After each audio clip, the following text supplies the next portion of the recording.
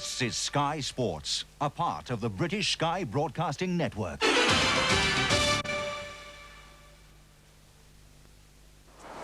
Welcome to this ringside special, the preview show to Holyfield and Bowe, live from Las Vegas. This is the Mirage Hotel and Casino, $600 million worth of hotel, $60 million worth of volcano. It explodes at night every 15 minutes. It's the biggest attraction on the Strip. This is the most unbelievable place in the world, and it is the fight capital of the world, and it's the reason we're here. It's Holyfield against Bowe tomorrow night. This is the preview show. Welcome to Las Vegas.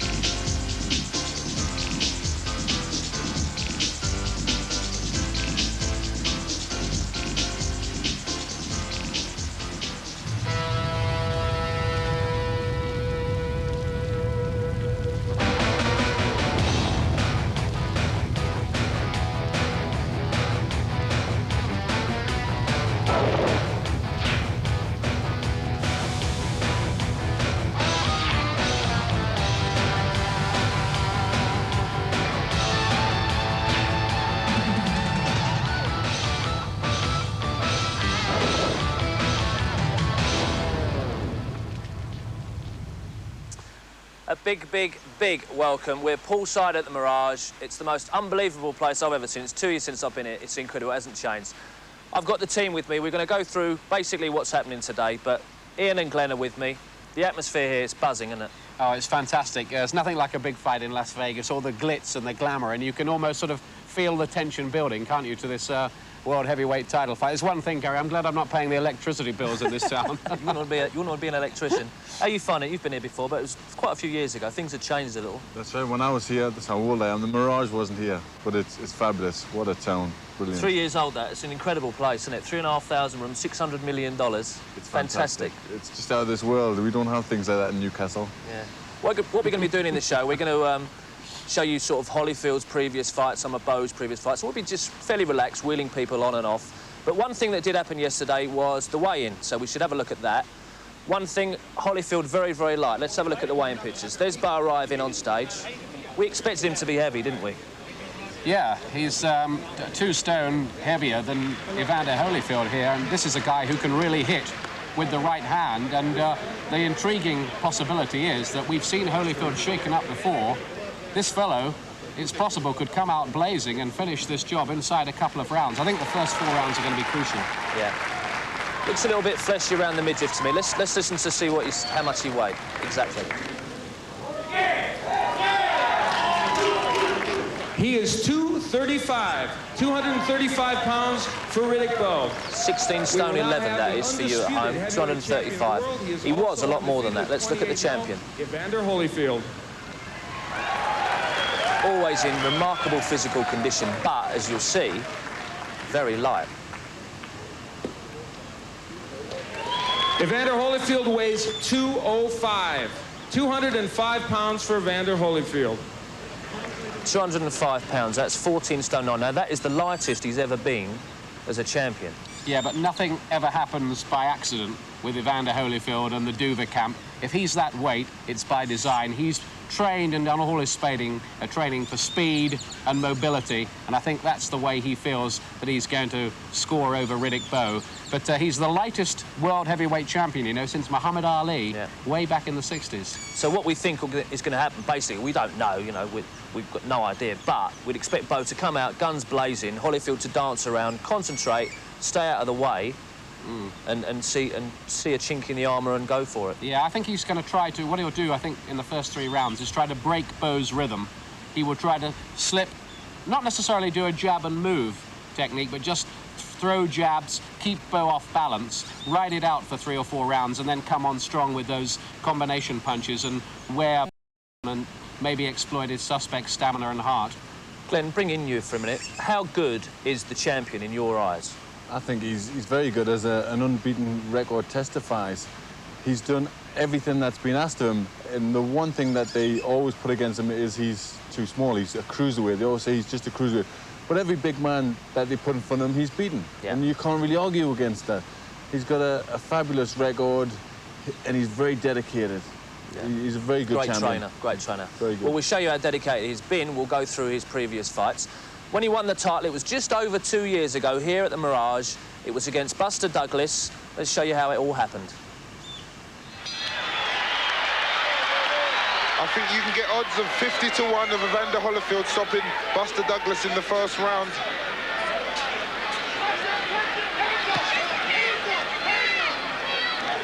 Holyfield, we know, does get hit, but he has got a good chin, and he may well need it in these early rounds. Practically everybody's convinced that if the fight goes 7, 8, 9 rounds, Holyfield is the hot favourite. Yes, Holyfield at the moment is looking fairly sharp. He's working pretty well. I can honestly say at this stage it looks as if Buster Douglas has lost it, even at this early stage. A bit too early for that. No, I think I can put myself on the line and make that prediction at this stage.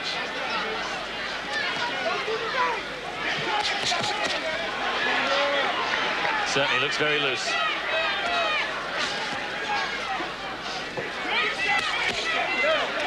Because the thing that was important for Buster Douglas at this stage is to be winning the round with his jab.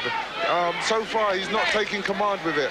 Evander Holyfield is the one that's taking charge. It's not that he wasn't expected, but he is taking charge. Buster Douglas should be taking charge the first half of the fight in case he does tire for the second half.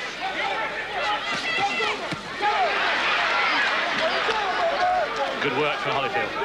And no one expected this.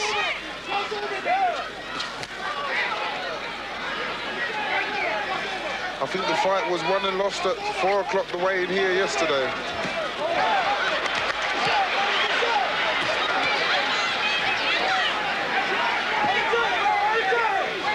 Evander Holyfield just hurt Buster Douglas there with a good left hook. It seemed to shake the champion slightly, but he's held off well. Another good right, slapping right hand over the top. Evander Holyfield has come to take this title.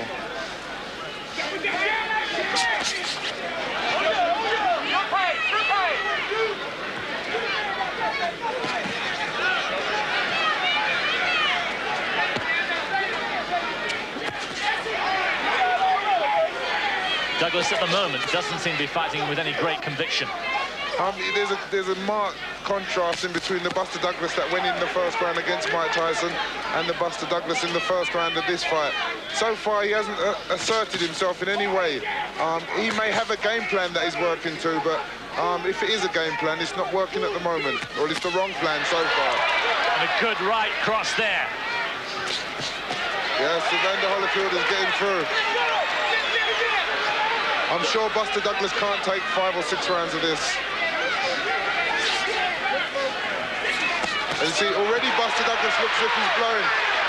It will be an amazing, this will be more of an upset if Evander Holyfield stops this fight in the first round. He hasn't. A very big round indeed for the challenger.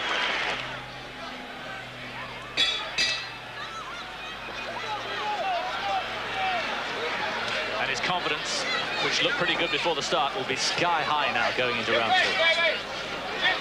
Evander Holyfield, as we know, he can keep this pace or a pace like this up for a very long time. Buster Douglas, we know, he's not the sort that can step it up in the later rounds. If he didn't start like that, he's not going to end any faster. All Buster Douglas can hope to do is catch Evander Holyfield with a couple of good shots now, hopefully to pull him up. But at the moment, Evander Holyfield is high in confidence. He's swinging, and he must feel at this stage that it's just a matter of time before he's actually crowned undisputed heavyweight champion of the world.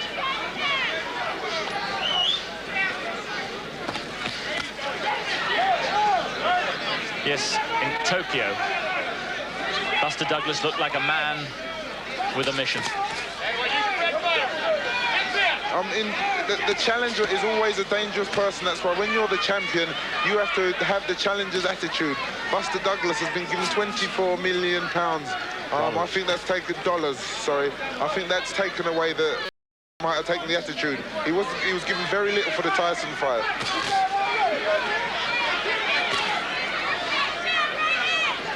If anybody looks on a mission tonight, it's Evander.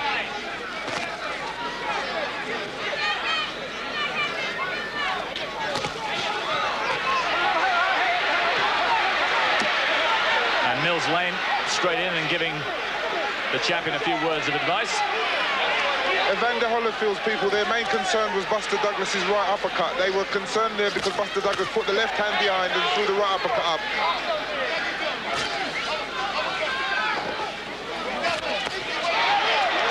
He's been thoroughly outclassed at the moment, but he always does have a puncher's chance.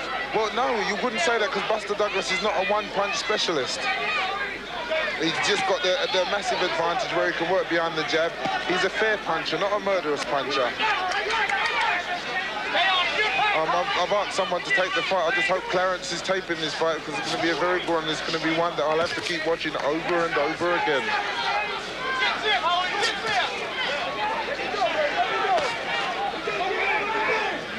I spoke to Benton, Evander Holyfield's trainer, who was giving me a few tips, and he was saying about throwing that jab, twisting it straight to the chest, sneak it in.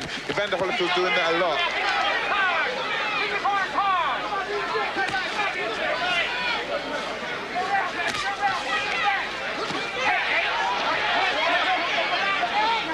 Moving into the last 10 seconds of this second round, and again it's been a good one for the challenger.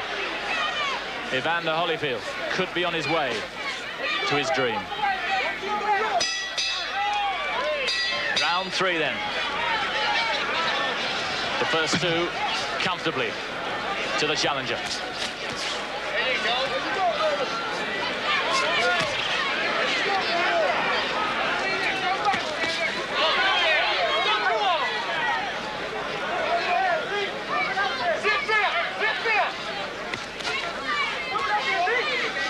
Douglas has to try and start connecting with the jabs. Right cross, but it was only a glancing blow.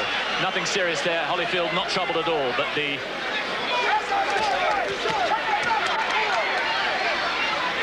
Still, Gary, the main work being done by Holyfield. If you notice, Evander Holyfield is concentrating a lot on working. He's got a good shot, he's done him! Right on the chin. Doesn't look as if he's going to get up. He's not getting up from that. That is a major upset. He's out. He's out. And we have a new heavyweight champion of the world. Evander Holyfield, who dreamed of this moment since he was 9 years old, has won the title. And we have a badly stricken former champion. We must hope he's okay. It was a magnificent blow, flush on the chin. Ladies and gentlemen, the official time, 1 minute and 10 seconds of the third round. And the new, undisputed heavyweight champion of the world, Evander Real Deal Holyfield.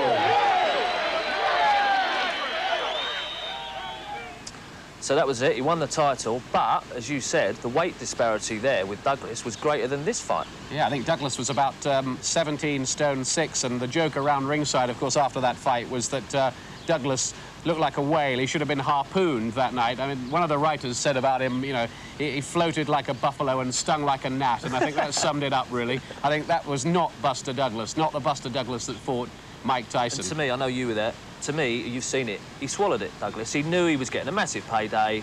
That was it. Well, it's like with every fight that Holyfield's had, they've come up with some excuse, and they did the same with Buster Douglas because he did such a good job on him. All of a sudden, Buster Douglas didn't want it. His bottle had gone. He just went out and took a dive sort of thing. But I don't agree. I think that's the mark of how good Holyfield is. He did a good job there, and he's done a good job since. The finish of that fight reminded me of Lewis and Ruddock. Threw the right uppercut, left himself vacant, right hand over the top, square on the chin. Beautiful finish. It was a fabulous shot, but Holyfield, he's very sharp. You know, that being lighter, he's a lot quicker than the other guys, and he's got that strength and that big punch. And I think this fight could go the same sort of way. But why, if he can knock out Douglas the way he did there, I mean, he's not knocked anybody out since. He stopped Cooper, but Cooper took an awful lot of shots. But he had, again, he had excuses. He had an awful lot of problems around by that fight. That wasn't the fight that he was going to have. He had about 3 different opponents before he finally got in with Cooper. Yeah, that's right. You know, and when you prepare the way Evander Holyfield does, who leaves nothing to chance, you know, he was very, very off on that fight. I still think Glenn, I think Evander Holyfield is definitely a comparatively light hitter as a heavyweight. He is a blown-up cruiserweight, there's no doubt about that. What he does is he wears you down with fast combinations. And the great thing about him, Glenn's right, is he always finds a way to win. He's had 10 World Championship fights at cruiserweight and heavyweight, and even when he's been out on his feet, like he was against Bert Cooper, he's come back and he's won. He's got that fighter's pride. Yeah. Well, next up on the agenda was Big George Foreman. So we'll show you that one, and then we'll finish off the rest of Holyfield's career. So that was Holyfield against Foreman, and I've been joined now by the #1 writer from The Sun, Colin Hart. Colin, you were out there for that. What did you make of that performance against George? Well, Holyfield won the fight going away. The thing he didn't do was knock Foreman out, but then nobody's knocked Foreman out except one man, and that was Muhammad Ali. Foreman's a very big man, and he fought a defensive fight that night, and obviously he was covering up, and it was difficult for Holyfield to get to him. But, I mean, he won the fight very easily, and it was a good performance, and it was a good fight. Now, you really like Holyfield. You think he's very underrated? Yes, I mean, he's not a big puncher. We all know that. He's not powerful in this, you know, in the Tyson sense, or the George Foreman sense, or the Joe Frazier sense. But he's very busy, he's very quick, and he's got fast hands. And as George Benton, his trainer, says, hit Holyfield once and he'll hit you back 5 times, and that's where his strength lies. He's very busy. Well, we've spoken about the weight disparity here. Were you surprised at that? Well, no, because, you know, 2 stone odd that Bowe's gone on him is what we expected. What I found very revealing about the weigh-in was the fact that Bowe's carrying a spare tyre. Yeah. Now, there were rumours that he was 270 pounds or 19 stone odd when he went into training camp. And by looking at him at the weigh-in, it's quite obvious he's got a lot of surplus flesh there, and those rumours weren't rumours, it was true. Absolutely true. Now, in a long fight, that will, you know, that will test his stamina. And the one thing about Holyfield, and you look at him, and he's built for speed. He's the lightest he's been for 4 years. So he's obviously going to concentrate on his speed. You know, if Bowe doesn't catch him early on, I can see him wearing Bowe down and stopping him around about 9 rounds. Yeah, well, you're with us on that one, so we'll have to see. That's it from us at the moment. We're going to take a break. Then we're going to carry on with Holyfield against Cooper, and I'll be joined by Frank Bruno. So join us after the break.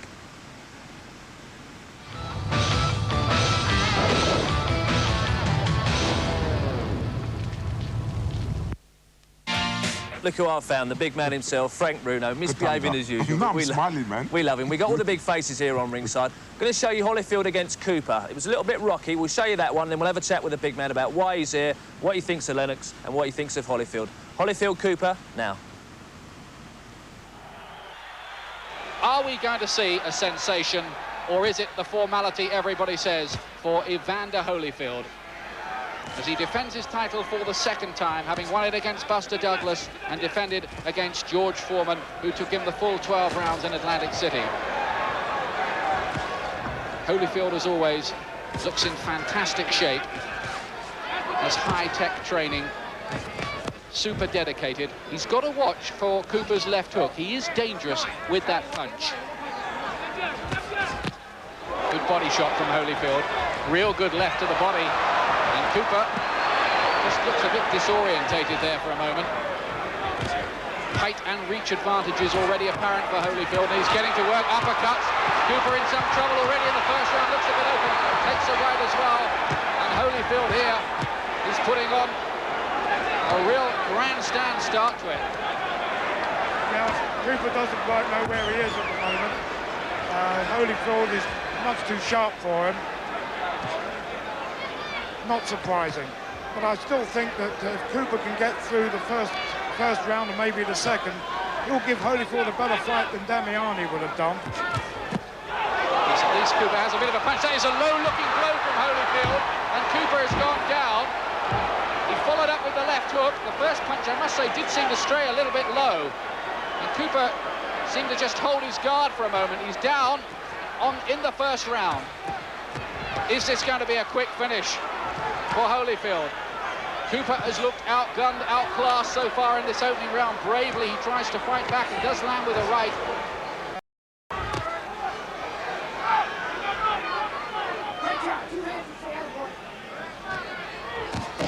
Left uppercut from Holyfield.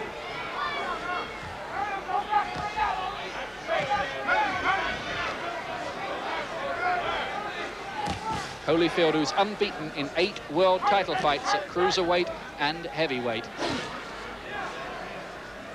In fact, he first became a world champion here in Atlanta when he beat Dwight Muhammad Qawi, and he lost 12 litres of fluid from his body that night. Had to go to hospital. Right uppercut from Holyfield.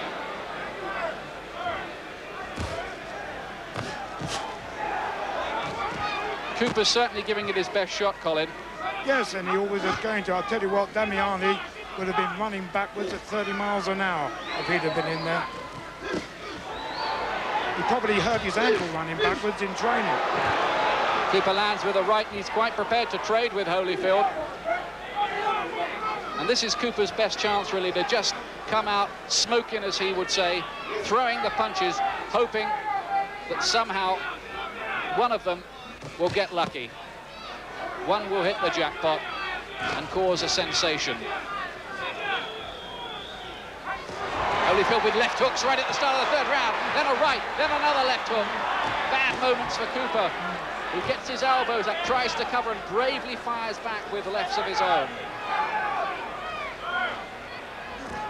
Cooper does hold wins over Henry Tillman, the former Olympic champion, Willie DeWitt, the Canadian, and he beat Orlin Norris, who's a decent class heavyweight as well.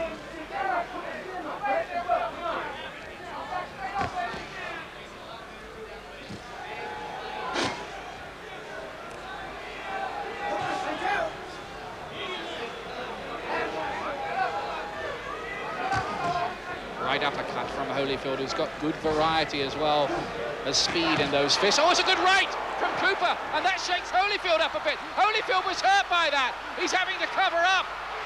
Goodness me. Holyfield's all over the place. He's really badly shaken.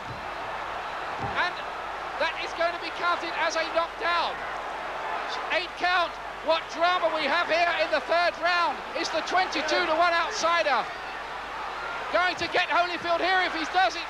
He's got to do it in this round because Holyfield is all of a daze at the moment. He's still not over it. He was caught by a right hand. Desperate moments for the champion. Is this going to be another Tokyo? Cooper again. Thudding through punches to the head. Holyfield having to cover up. He almost went there. He hardly knows what night it is in there at the moment, Holyfield. His head's beginning to clear.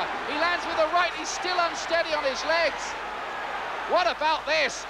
Back comes Holyfield again, and Cooper now is suddenly in with a shot of the sensation. Now he's caught with the right. Now Cooper's in trouble. What a round. Right again. Cooper, he looks like a tree about to go here. What a comeback by Holyfield in this dramatic 3rd round. The right again, and then one to the body. Holyfield seemed on the very verge of defeat. Right uppercut. Crowd absolutely on their feet all around this arena. There were gasps as Holyfield there seemed to be on the verge of being beaten. Now it's Cooper who's having to hold on right towards the end of the round. What sensations this is. I mean, this is unbelievable. But as I said, there's no certainties in sport, least of all boxing, least of all heavyweight boxing. But whatever happens now, they can't really say that Bert Cooper was just a fall guy. Well, so far, it's Holyfield who's been the fall guy. He's been the one that's had the count over him. Cooper, of course, down himself in the 1st round. But suddenly, Cooper is no 22-1 shot.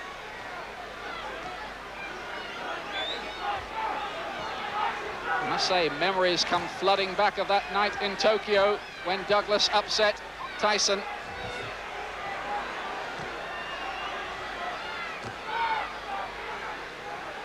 Holyfield taking a count for the 1st time.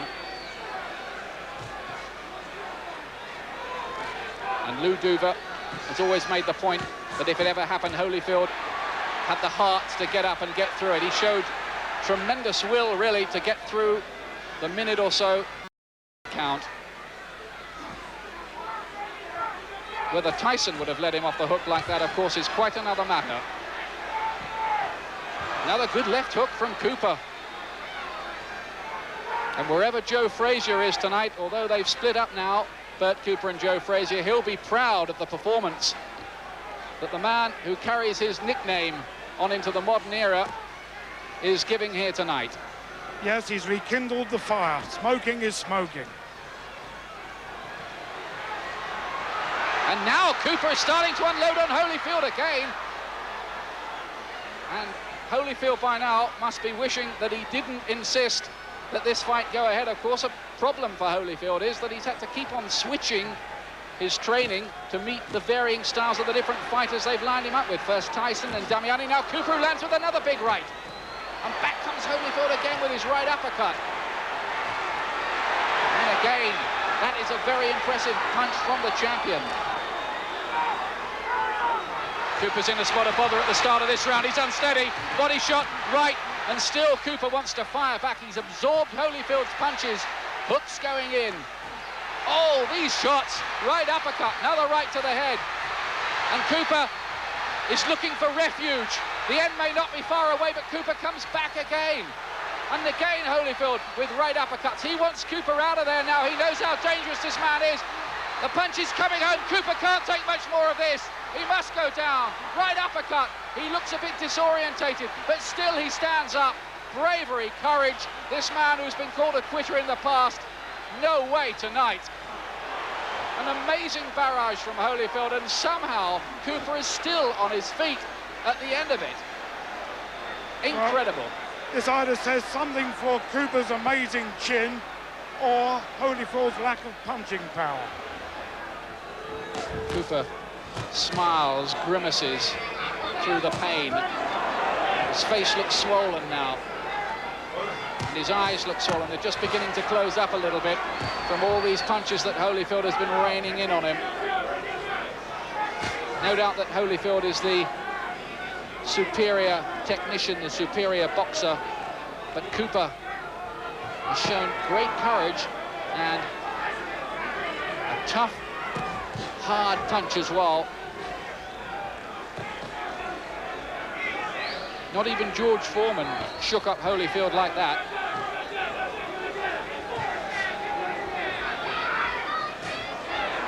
Again, that trademark right uppercut of Holyfield. That's a good punch. Cooper covers up well in the middle of the ring.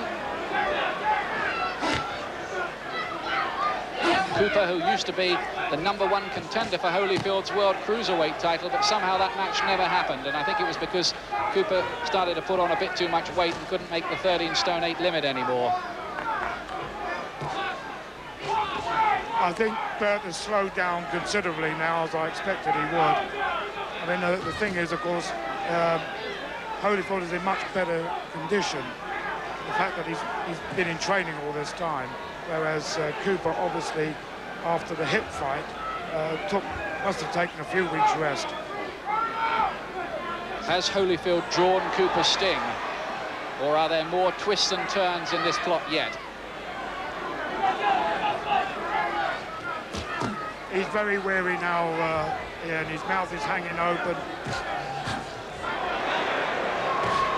He's put up a tremendous effort, but is Holyfield now getting around that stage? And it's around these kind of rounds where he wears a lot of people down.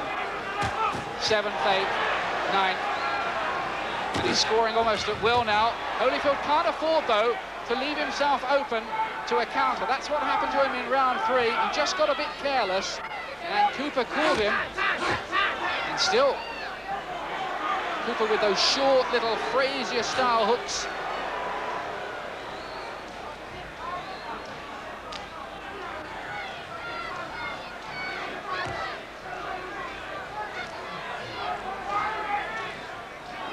But a much harder fight than he would have wanted. Oh, that's a good right uppercut from Holyfield. Cooper again absorbs it well. He's had to take a lot, but surely he can't take too much more of this. Head punches thudding in from Holyfield now. Cooper bravely still tries to come forward. Yes, it's a remarkable performance by this man. I mean, he was lying in bed 6 days ago in his bedroom, and somebody said, "Get up, Bert, you're going to fight for the world heavyweight title." Well, he's getting £500,000. I tell you what, he's earning every penny of it out there at the moment. He has not disgraced himself one bit. in this challenge tonight. The opportunity of a lifetime, literally, and it almost happened for him in that third round, Cooper. He glimpsed glory. Lennox Lewis, having won already tonight. A good win for Lennox. We won't talk about that now. What about this so far? Some fight, Lennox. It is some fight. Burt Cooper's really looking good out there. It definitely, Holyfield definitely is exposed. You mean his resilience? Exposed in what way do you mean? Well, he definitely got hurt. He got hurt. Burt Cooper hurt him with a right hand to the over the top, and you know, And now Holyfield's getting in with some big head punches. He's looking for the finish now. Cooper bravely trying to cover up. Some of them are hitting the gloves. A lot of them are getting through to the head. Cooper can't take a lot more of this. Mills Lane is looking closely. He may dive in here. He may stop it. He does stop it. Cooper couldn't take much more of that. It's all over.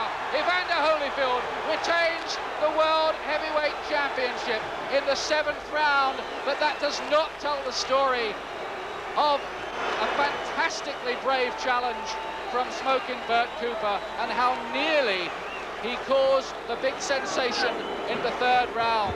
Holyfield came through a real crisis, but he's won it in the end, and plaudits all round to this man, Burt Cooper.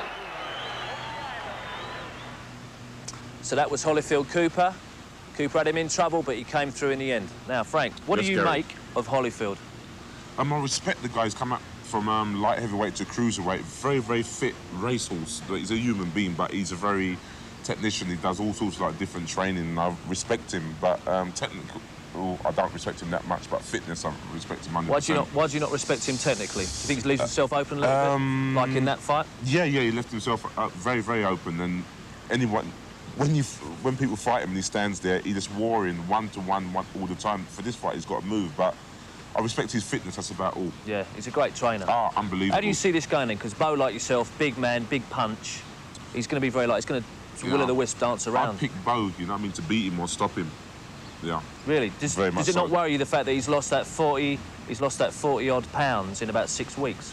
If you take it into consideration, you ask Glennie, some fighters have got to lose 6 pounds in one day, 3 pounds in one day, so it won't make no difference in them weeks what he's got to lose all that. He's a heavyweight, so it doesn't really matter. So it don't make no difference at all, the weight. Yeah. I know you were ringside for Lewis Ruddock. How impressed were you with Lennox?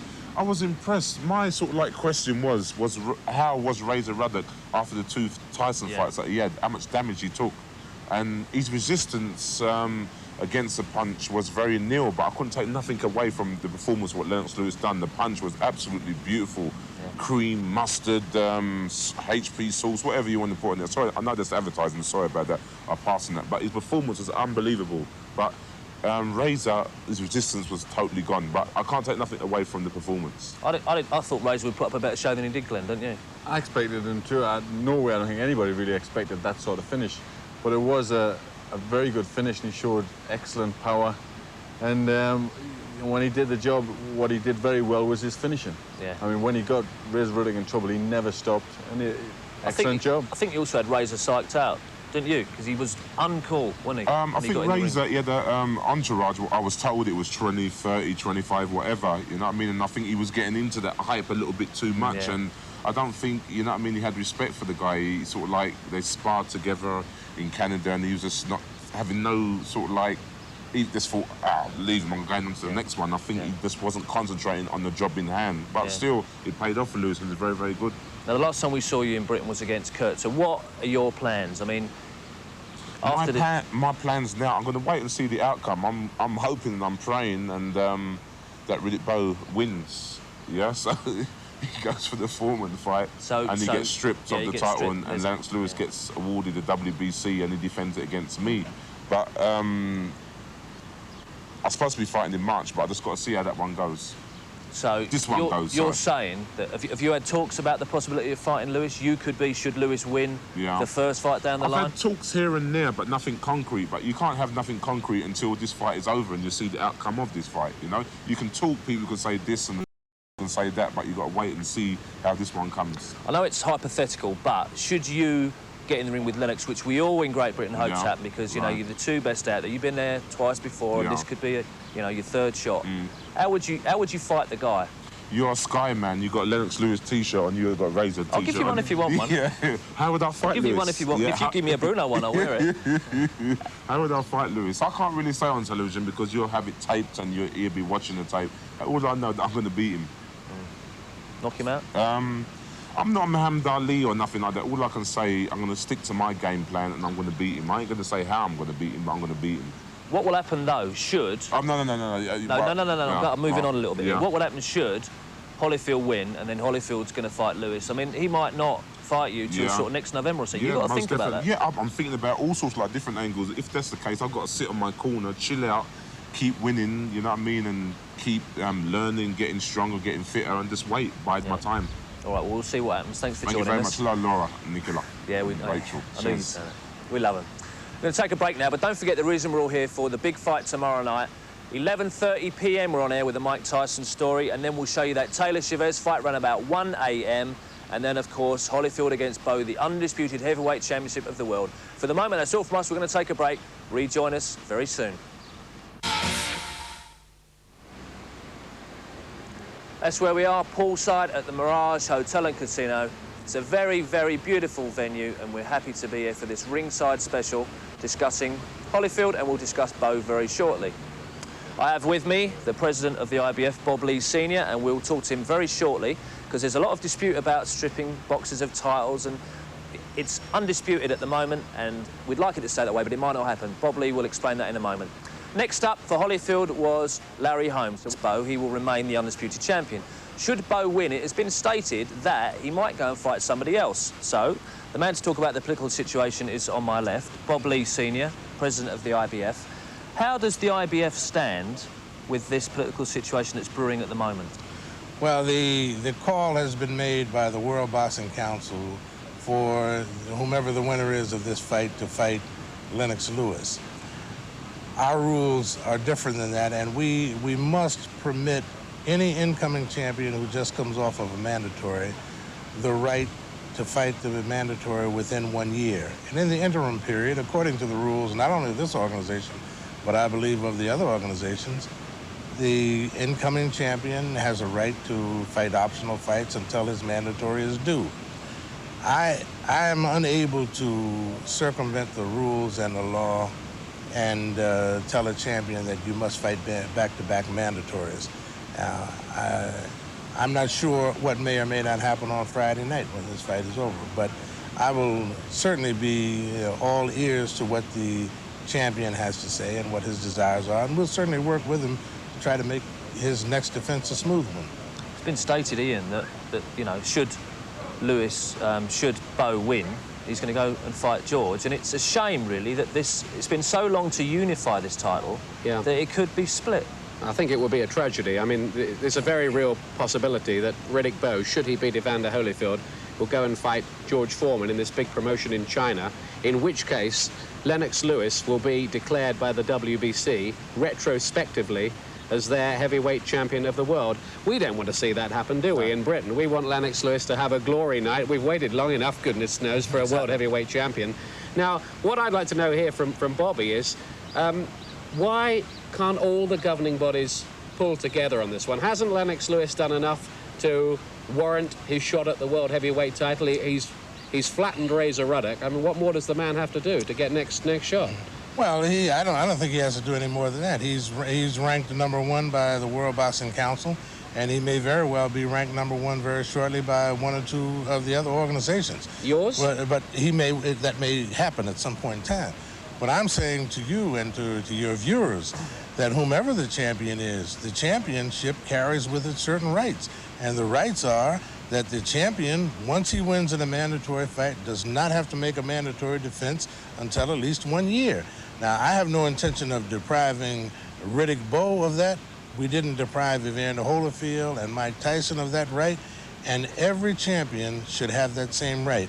I'm not going to take that away from him, and I don't feel that anyone else should try to take that away from him. That's his right. He won that in the ring, and he should lose it in the ring. But the public don't understand all this, do they? They don't understand all this WBC, WBF. It's a mishmash, and ultimately, I think it's a discredit to boxing. They want one world heavyweight champion. Right. Well, that may very well be, but we unified this title in 1987 by us pulling together in order to unify it. And if everybody plays by the rules, there would be no problem.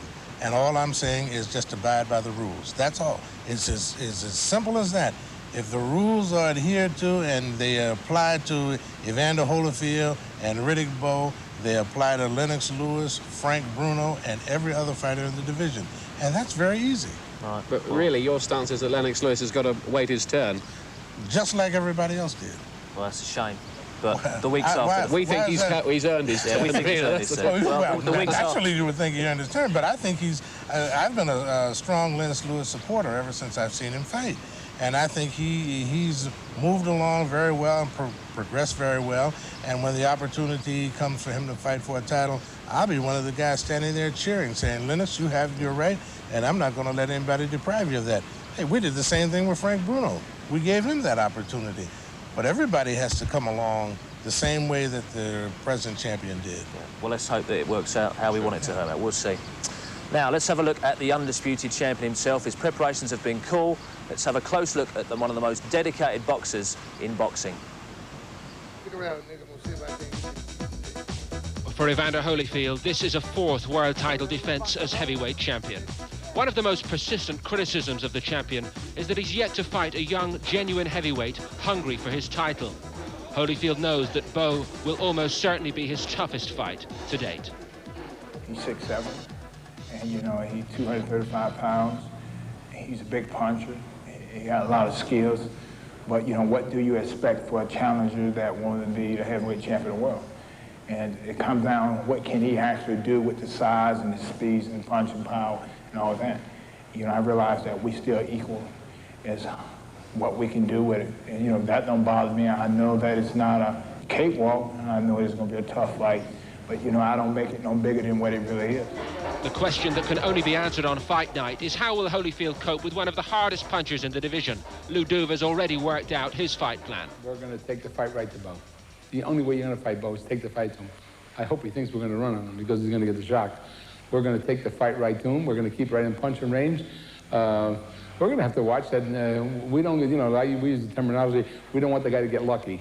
By that I mean that he hits Evander with a right hand or a left hook or sets him up for a combination which he shouldn't be getting hit. That's the other thing that we always fear anytime Evander fights, you know.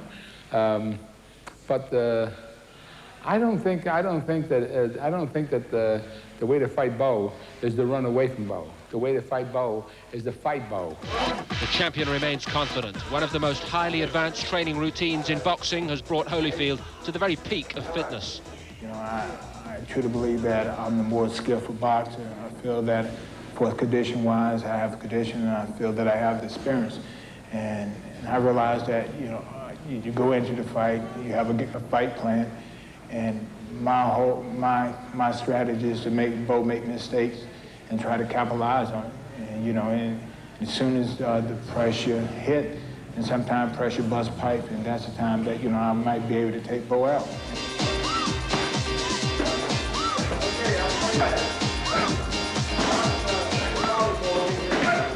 It'll be a fight, and how tough it is, I don't know, but on November 13th, I'll be there to see just how tough it would be. A great champion and a credit to the game. That is the undisputed heavyweight champion as we stand at the moment. The reason he is as he is, I believe, is down to his camp, and one person in particular we'll be speaking to and hearing from tomorrow, and that is Lou Duva.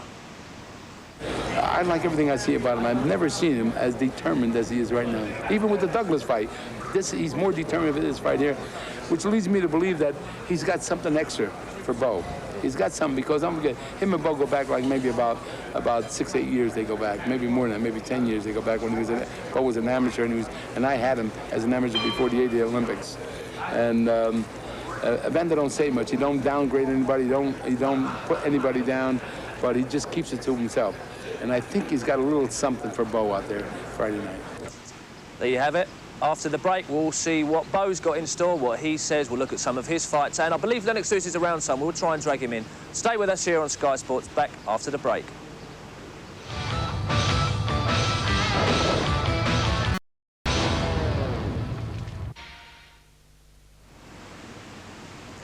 Well, we're poolside here at the Mirage. There's a few people around and some interesting spectators, nonetheless. Anyway, we've got a show to do. We've looked at the undisputed champion, Evander Holyfield. We'll have a look at Riddick Bowe now. One name that's common on both their records is Bert Cooper. We saw Holyfield struggle. How did Riddick Bowe fare when he fought Bert Cooper?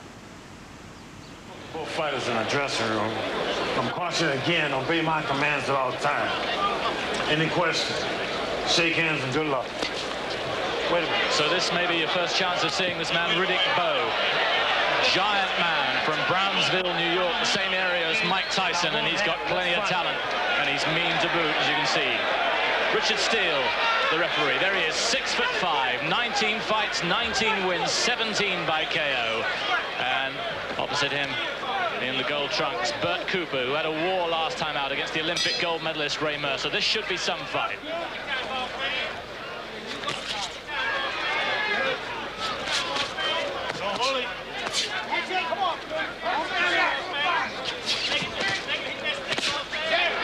Good left hook straight away from Mercer.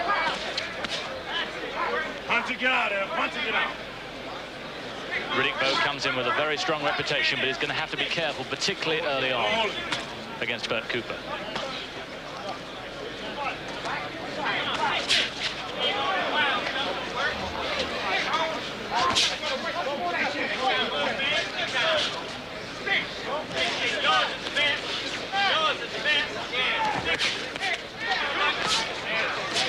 Good straight left again. Put your arm back.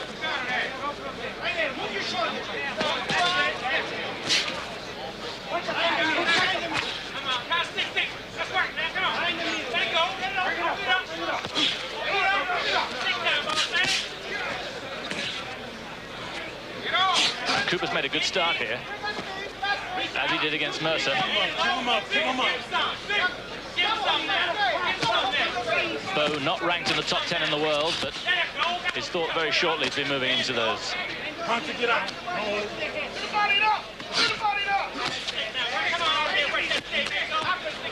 Not surprising that Cooper's trying to get in close. Once Bowe uses those long levers, he's got a very, very big advantage. 6 inches in height. Punch it, get out there. Punch it, get out.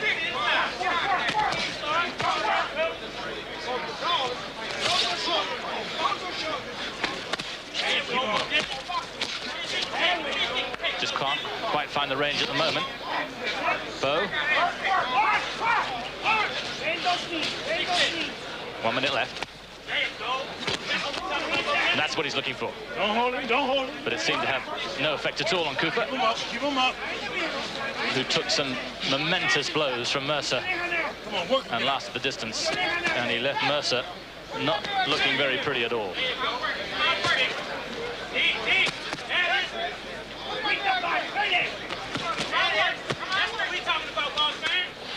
Pull your arm back, pull it back.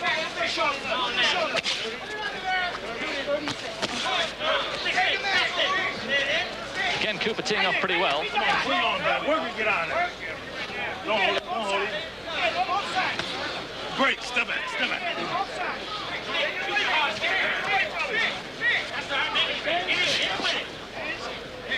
Come on, work it, get out. Into the last 10 seconds then. Bert Cooper has been stopped by George Foreman before. The funny thing, he was actually beaten by Everett Bigfoot Martin, who was my last opponent. So Cooper's a sometime fighter, but he has the punch and the power. It's just a matter of whether he has the will or he's ready for it, but he's taking a lot at this stage. Don't hold him, don't hold him.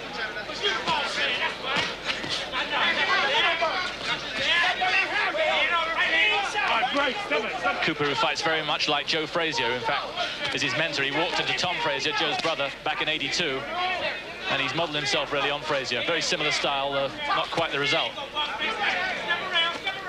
Well, I think maybe the burning desire that the Frasers of this world had is not so much there with this fighter. Apparently, outside the ring is meant to be a very bad liver, which does affect your appearance. He's He's had alcohol and drug problems. Apparently he's free of those now, but obviously they've blighted his career. Yes, you never get really free of problems like that. They always continue, especially the sort of drugs that some of these fighters have. Good shot. That was a great shot, chopping right, and over he goes. And this will be a big test of his will now. Richard Steele giving him the 8 count. Now, how will he survive this? He may well be. There's not that much time left in the round if he can cover up. Last second now. And over he goes again, and the bell rescues him. You cannot... He's out. He's counted him out. He's not getting up anyway. He's in a bad, bad way. That was a very impressive win by Bowe. Stops the bout at 3 minutes and 9 seconds of the second round. And winner by TKO, Riddick Bowe. So that was Bowe Cooper, different story to Holyfield Cooper, but the fight was 6 days' notice. Look who I found, the little man, now the big man, Frank Maloney. How you been? All right? All right, not bad, thanks. Yeah? Yeah. What's it been like, the reaction over in this country? You know what it's been like in England to Lennox, because you've been to Mexico as well. We've been to Mexico, it was absolutely crazy there.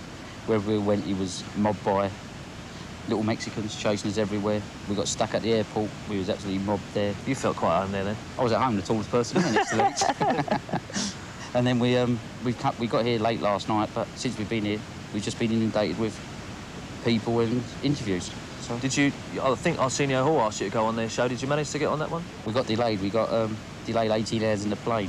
They were going to send a private jet for us, but it couldn't be arranged in time, so we're being booked back there for 2 weeks' time. And how's he coping with it all? Because it's a thing that you build up to through your career, but I mean, this is unbelievable, really, the reception. We're just hitters. October the 31st, the next day it just hit us. Everyone in the team's coping with it really well. Yeah? Really well, yeah. Including himself. I mean, is he enjoying it, or is he to get a bit tired of it, or...? At the moment, he's enjoying it because we're away. We've got a bit of sunshine, so we're all right. He's going to join us soon. I know there's a big lunch for you today in honour of you from HBO. I know that. I think that's going on, wasn't it? Yeah, we just rushed away as they were presenting the cake, so... Lennox is still there just cutting the cake, and he's coming over in about 2-3 minutes. Yeah? Who else is there? The brother? You've got the whole squad here, I think, haven't you? We've got everyone. We've got Dennis, Eugene, Harold...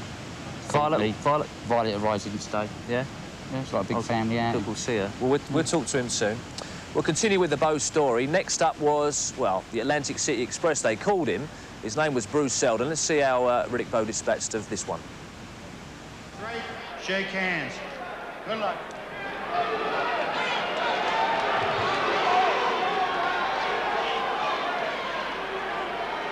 The criticism against these two fighters is that they are inconsistent. They may look good one time and not look too good the next time. They have a tendency to abandon game plans. They can be sloppy. They can be indifferent. Bowe has more skills, there is no doubt about it, while Seldon is a powerful man and has a very strong jab if he can get inside that 6'5" frame and reach of Bowe. I'm going to tell you right now, the key to this fight, I think, is can Seldon last the first 2 rounds, because I certainly like how busy and active Seldon has started off this fight. And if he's going to win this is what he has to do. He's got to stay in Bowe's face. He cannot stay on the outside like he just did there. Seldon giving away some inches in height and reach, and that could be a problem. He has to get inside Bowe, who is clever. He's slick. This is a lot to ask of Seldon, though. I mean, here's a man that's only been pro for 2 years, and here he's in a fight with Riddick Bowe, who's one of the highly touted young heavyweight prospects right now. But Bowe's gone through a lot more with the Olympics, with all the pressures that he had on not winning the Olympic gold medal. So Bowe is quite a bit more used to this type of pressure. This is a big chance for Seldon, but he's got to not only overcome Riddick Bowe tonight, but the pressure of a fight like this. Under 2 minutes to go in round 1, scheduled for 10. A right hand and a left from Bowe puts Seldon down. A right and a left. Here's the count. He just winked. He's getting up. Seldon looked up and winked his eye like, hey, I'm just faking, I'm kidding, and then jumped up. And the crowd loves it. Here's Bowe now. It's the same thing that he did with Jose Ribalta. And he took a left. He's down from a left. Let's see if he'll kid around. Let's see if he'll clown around. Joe O'Neill trying to get Bowe in a neutral corner. He's not winking this. He's not going to make it this time. It's all over. First round knockout.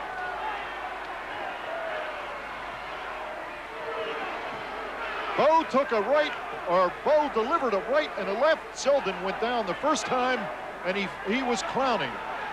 He let on that he was hurt, and he jumped up, but quickly took another left hand, and it was all over, and he is still down.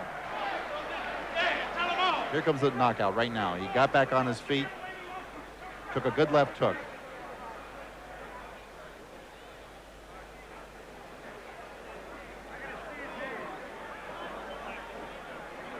And he wasn't going to get up from that one. No.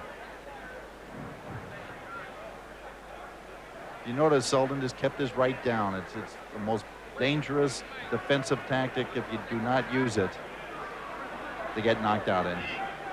There's the official announcement. At 1 minute, 48 seconds of the very first round, the winner by knockout victory. His record now 26-0 with 23 KOs. Riddick Big Daddy Bowe. So that was Bowe Seldon. Great left hook, that. What do you make of Riddick Bowe? I mean, you've seen a fair bit of him. He's a big fighter, he's strong, but, you know, the question's got to be his heart. I was here when he boxed Coach Sear, and, you know, Coach Sear was hitting him with a lot of shots, and he was a lot heavier than Coach Sear. I mean, they tell me that he's taken off 40 pounds in the last 3 weeks. Shows you he hasn't been preparing for this fight really well. Yeah. And, you know, all the hype that's going on at the moment, does he really fancy the job, or is he just going to take the money and run after this fight? One thing that's interesting, you're across the political situation. Do you think Bowe will fight Foreman, or do you know he won't fight Foreman? Bowe will fight Lennox Lewis. It will happen. To fight Foreman, he's got to get HBO's agreement. HBO have got a contract with us. HBO have got a contract with Foreman. And Dover's got a contract with Riddick Bowe. The fight with Lennox Lewis will happen if he wins here on Friday. We would like it to be Holyfield because, you know, I'm sure he'd rather fight Holyfield than Bowe, but it's a big fight either way. Is he bothered, or would he like it one way or the other? Or? He'd like to fight Holyfield because he's already beaten Bowe, and he'd like to be the first man to beat Holyfield. But today at lunch we were told that Lennox Lewis and Riddick Bowe is probably one of the biggest fights out there. You're going back to the times of the Ali Frazier situation, because both boys have got that Olympic grudge against each other. And Lennox and Holyfield is a great fight for the boxing tactician. Yeah, both of them kind of whet your appetite. Anyway, we're going to take a quick break. Don't forget the reason we're here, Holyfield against Bowe. It's obvious, really. 11:30 p.m. tomorrow night, Mike Tyson, decline and fall, and then 1:30 Taylor Chavez. But we're all here for one reason, Holyfield against Bowe. We're going to take a quick break. Stay with us here on Ringside Special.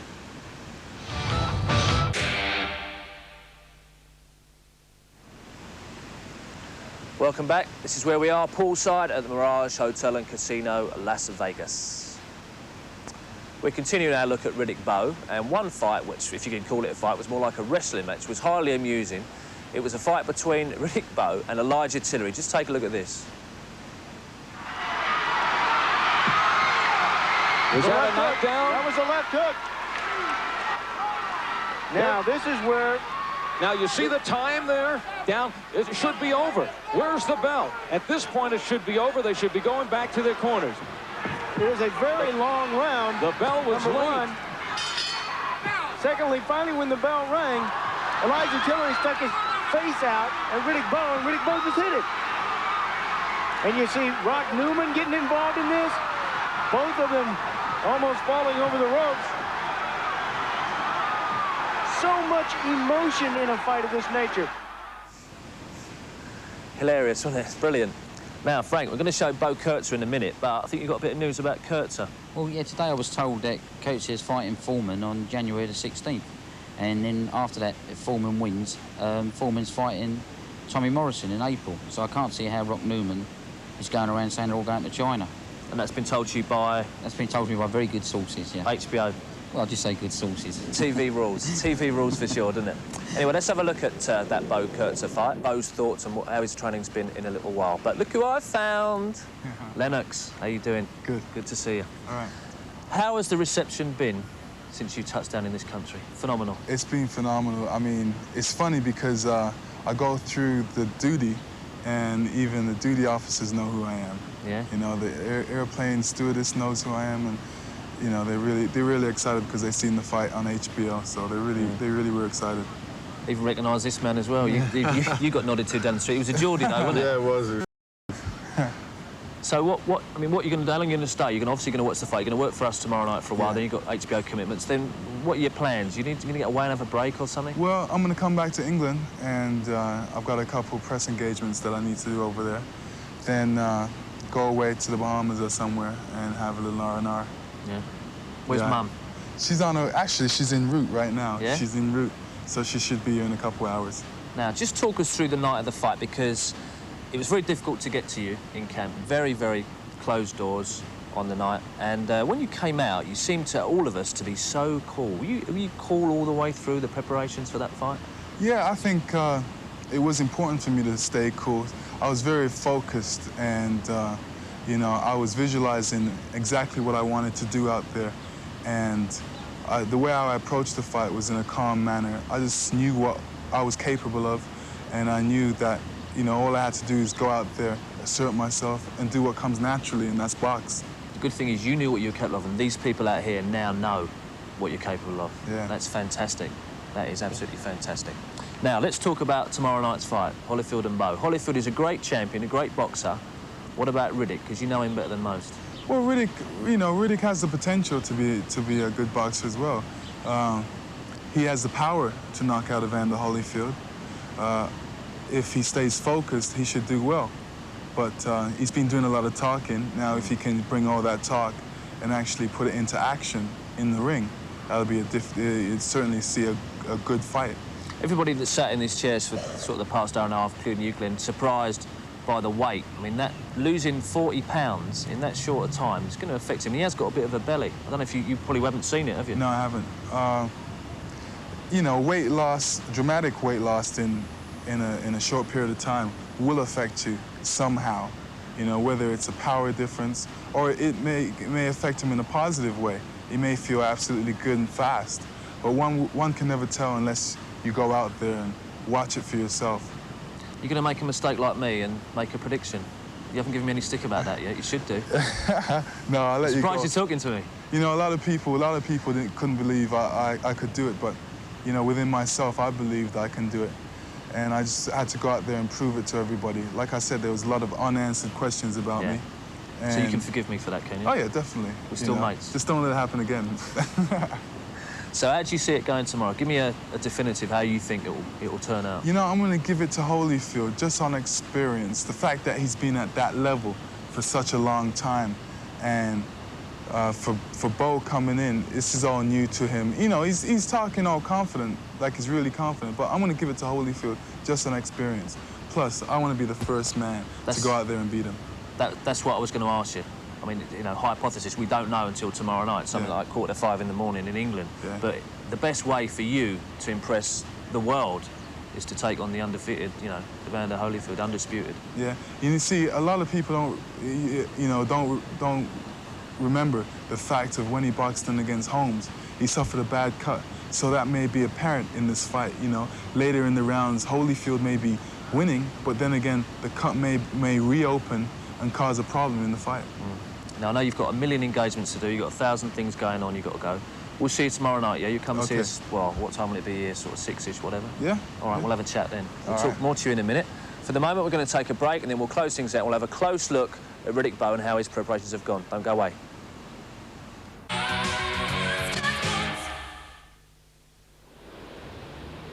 Welcome back. I've changed venues. It's been a long show. I deserve a little bit of a lie down. Let's just show you the opponent. Evander Holyfield, the undisputed champion, we know. Riddick Bowe, the challenger, both unbeaten men. It's just a little inside view of what Riddick Bowe's been thinking. As Riddick Bowe makes final preparations for the showdown with Evander Holyfield, he's still highly conscious of the standard of living that the fight game has brought him. He's a happily married man now, but he also has had to endure many hardships. Bowe growing up in the slums of Brooklyn, 3 blocks away from Mike Tyson. Now at age 25, he's managed to leave the ghetto behind. Well, it's a great neighborhood. You don't have to worry about your kids as often as you would worry about them living in the city. And everybody in the neighborhood knows one another. And it's just a great place, I believe, to raise kids. Bowe is deadly serious about his aspirations to the heavyweight title, but beneath the tough exterior, he's one of the more humorous characters in this game. How's this, for example, for his impersonation of the greatest? Unbelievable. Well, Howard, I'm faster, I'm bigger, harder, and this man they call the heavyweight champion of the world reminds me of a gargoyle. So now on, that's what we're gonna call him, man, the gargoyle, and I'm not gonna let a gargoyle whoop me. One thing this man does not lack is confidence. Bowe adamant that Holyfield is nothing more than a blown-up cruiserweight, without the power to knock out a fully fledged heavyweight. Knock me out, you crazy? Boy, if Evander Holyfield ever dreamed he knocked me out, he'd wake up and apologize. As a matter of fact, before you leave, I'm gonna give you my number. Just in case he dreams something like that, he can call me and tell me he's sorry. For this fight, Bowe has been working with a new trainer, the legendary Eddie Futch. Bowe is so supremely confident, I have to keep reminding him that, you know, this is just not an ordinary fight. You're boxing the champion of the world. I said, no matter whether you have respect for him or not, he's still the champion, and he got there by fighting. And so he's going to be up for this fight, and you're in for a fight. Bowe's critics claim that he lacks the heart and dedication required to become a world heavyweight champion. To this, he has a simple answer. As far as my heart is concerned, and any other question, all of those questions will be answered. You can't take that away from me, Evander, but I believe this is going to be a hell of a fight while it lasts. And I believe when the smoke clears, I shall be the new heavyweight champion of the world. Evander is very intelligent. He's a pretty good technician. And he has wise men in his corner. And knowing that I'm going to be strong for the first 4 or 5 rounds, they're going to tell him to stay away from me. So he's going to use a lot of lateral movement. And I believe around round 7, he's going to have to fight. And that's when I'm going to decapitate him. There you go, that's what he thinks. Now, that's all from us here, I'm afraid. The sun's going down. Will the sun go down on Holyfield? Will the sun go down on Bowe? There's only one place you can find out, and that's here. So, let's remind you of what's coming up. Tomorrow night, 11:30 p.m, we'll show you the Mike Tyson story, followed by Taylor against Chavez. That's a fight just to whet your appetite. And then, the Undisputed Heavyweight Championship of the World, Holyfield against Bowe. Moving on, Super Sunday. Now, be there, be part of the dream. It's the FA Cup first round, and it's Reading against Birmingham City, exclusively live on Sunday at 2 p.m. Monday night, FA Cup football, first round, Stoke City against Port Vale. Be part of the dream, the FA Cup, all the way on Sky Sports, exclusively live, 7 p.m. That's Monday night. And then, if that's not enough for you, international soccer, the World Cup qualifier, England against Turkey, exclusively live, Wembley, Wednesday night at 7 p.m. You're in the right place, Sky Sports. It all happens here, and I deserve a drink. I think you'll all agree. Michelle, you're a darling. Thanks very much. Make sure you join us tomorrow night. I've lost a strawberry. Sky Sports. See you soon. Bye for now.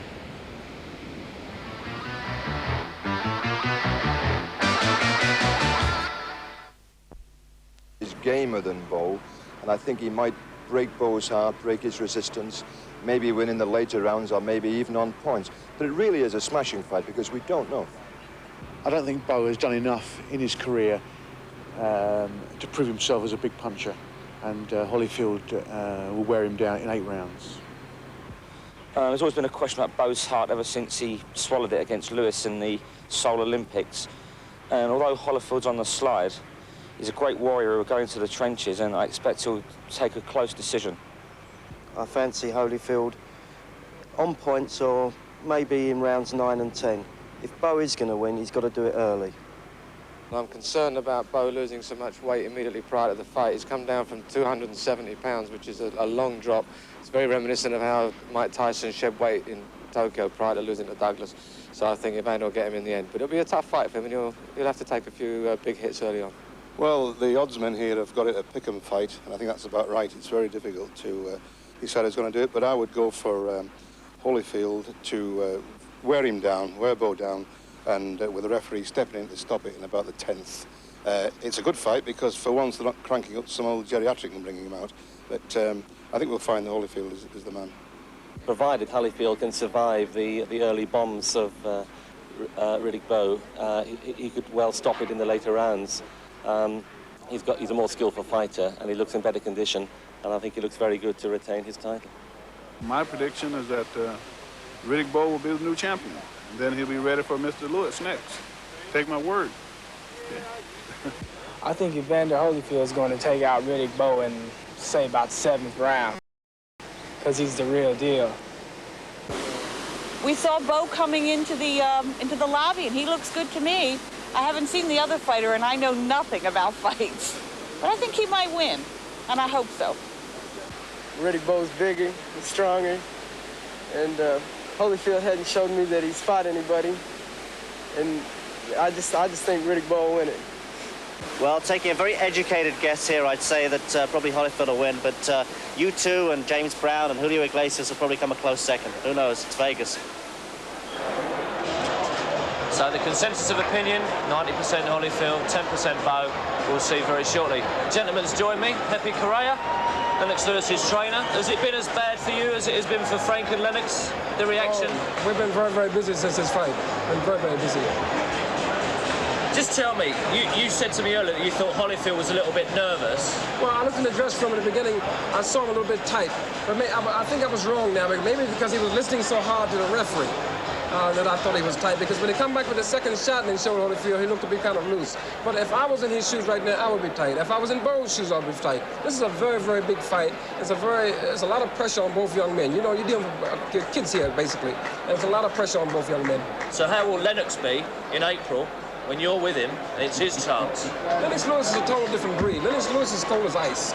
Lennox gets in the ring and nothing bothers him. This young man can go in the back of the dressing room prior to fight and actually go to sleep. Nothing bothers him. He's so relaxed and so at peace with himself. And that's what makes the difference. Lennox Lewis is at peace with himself. Do you make him like that, or is he naturally like that?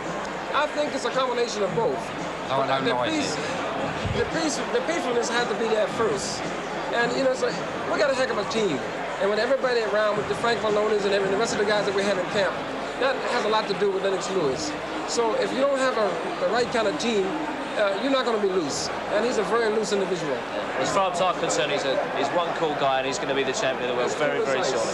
No doubt about that, no doubt about that. A lot of celebrities here. We've got Turvo here. There's a few more down at ringside as well. Enter his mind now. You should know. Right now, he's got little butterflies there. But he's saying to himself, I got a job to do. Am I prepared? He'll second guess himself a couple times, and then he'll settle and say, yes, I'm prepared, and go out and try to get the job done. It looks cool as far as I'm concerned. We'll probably get a chance to see Bowe in a moment, too. I think it's very cool. I think he's very relaxed. But as I said before, young men, we all have a tendency to second guess ourselves. But once the bell rang, all that go away. We know we did our job. Let's go back to the Mora fight. Let's have a little look at how that finished again. These punches are very, very short punches, aren't they? There you are, the Thomas & Mack Centre, and they're arriving by the second, aren't they? Bruce Willis, star of so many films, including Die Hard. Dennis Hopper, I couldn't name you a film he was in. I'm not that much of a movie buff, I'm afraid. There's all kinds. Costner's here as well. There's 1,000,001 people here. And the reason they're here, 5 minutes, 10 minutes, the Undisputed Heavyweight Championship of the world. Let's take a look at the challenger, Riddick Bowe. Riddick Big Daddy Bowe, one of the young guns of heavyweight boxing. Highly talented and highly confident, Bowe has an immaculate record. 31 fights, 31 victories, 27 by knockout. The silver medalist of the 1988 Seoul Olympic Games, he believes that it's only a matter of time before he meets with his destiny. His performances in the ring so far have been impressive and mostly highly explosive. Last second now. And over he goes again, and the bell rescues him. You cannot. He's out. He's counted him out. He's not getting up anyway. Here's Bowe now. The same thing that he did with Jose Revolta. And he took a left. He's down from the left. Let's see if he'll spin around. Let's see if he'll crowd around. Joe O'Neill trying to get Bowe in the neutral corner. He's not working this time. He's not going to make it this time. It's all over.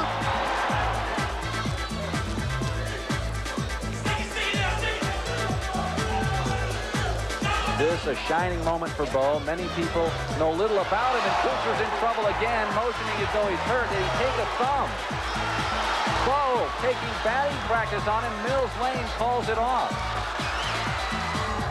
In Bowe's corner, perhaps the greatest trainer in boxing, Eddie Futch. 50 years in the fight game, he's convinced Bowe's power will intimidate the champion. I chuckle sometimes when I hear people say in the latter rounds, Holyfield's going to stand right in front of Bowe. That'll be the day. That'll be the day. Can't they see that all those who stood in front of him fell in front of him? Bowe remains unconvinced of Holyfield's ability, believing that he's fought only old men, opponents with no desire to win. A lot of guys that he's fought, like Larry Holmes and George Foreman, they wasn't in there trying to win. They was in that survival mode. Whereas with myself, I'm going to be trying to take his head off every second. In what was meant to be a routine defence for Holyfield, he nearly came to grief against Bert Cooper, and for Bowe, this was a sign of the champion's frailty. I guess what a lot of people seem to forget is that Evander Holyfield is nothing but a cruiserweight. And that's what Bert Cooper is. He's a cruiserweight. And that just goes to show you a cruiserweight can hurt him. So you can just imagine, excuse me, what a bona fide heavyweight can do to him. It's Friday the 13th in the States, but Bowe is not superstitious and instead believes his dreams will come true. I just can't wait to hear Michael Buffer saying the new, undefeated, undisputed heavyweight champion of the world. That's always been my dream. And I think once he says that, then I will realize that my dream has come true. So there you have it. That's the challenger. Now, Pepe, Riddick Bowe, how big's his heart and what do you think he's going to do? How do you think he's going to come out? I really think Riddick Bowe is going to come out and try to jump on Holyfield and get the job done. But Holyfield's job is to tie him up inside close, watch out for the uppercut, and just bide his time and try to outbox Riddick. Holyfield has to get past the first 4 or 5 rounds to prove to me that he'll be able to go through the whole fight. The longer the fight goes, the better it is for Holyfield. Riddick Bowe is carrying 200-plus pounds, 235 pounds. I believe that'll be a detrimental to him as the rounds go on. Right, so he'll tire, basically, and then Holyfield can take advantage. I think that would be the case. But as I said before, Holyfield has to stay out of trouble for 4 or 5 rounds. Otherwise, use good smarts and box. So what would you expect Holyfield to do? Command the centre of the ring, jab, stay out of the way, and just wear him down like that, try and tire him? He has to do it that way, but he has to be able to use the whole ring. And he must hurt Riddick Bowe early if he's going to get any kind of respect. If he doesn't, Riddick Bowe walks through him. He must not go up the gut with Riddick Bowe because he has a very vicious uppercut inside close. Is he strong enough to hurt Bowe, though? He's only 14 stone 9. I don't have any problem with that. You know, the fighters used to be 186, 190 pounds and were heavyweight champions of the world. I don't have no problem with that. He's definitely strong enough. Right, there you go. That's what we think's right with Bowe. Let's have a look at the champion himself, the undisputed heavyweight champion of the world, Evander Holyfield. Evander Holyfield, the undisputed heavyweight champion of the world. In a 28-fight career, Holyfield remains unbeaten. A model professional, he has brought dignity and honour back into heavyweight boxing. A world champion in every sense of the word. Holyfield achieving his lifelong ambition through diligence and unstinting hard work. He's surrounded by one of the most professional training camps in the business.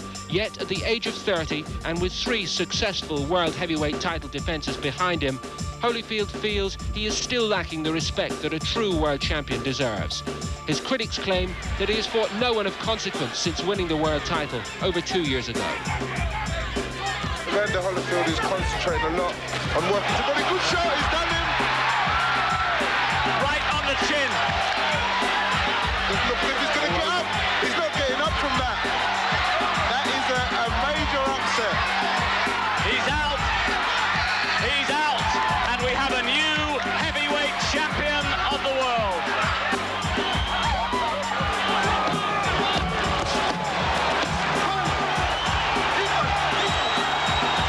Crowd are getting on their feet. Foreman holds on, hugs on. He's going to last home. He's done it. He's lasted 12 rounds. Right uppercut from Holyfield, who's got good variety as well as speed in those fists. Oh, it's a good right from Cooper, and that shakes Holyfield up a bit. Holyfield was hurt by that. He's having to cover up. Goodness me.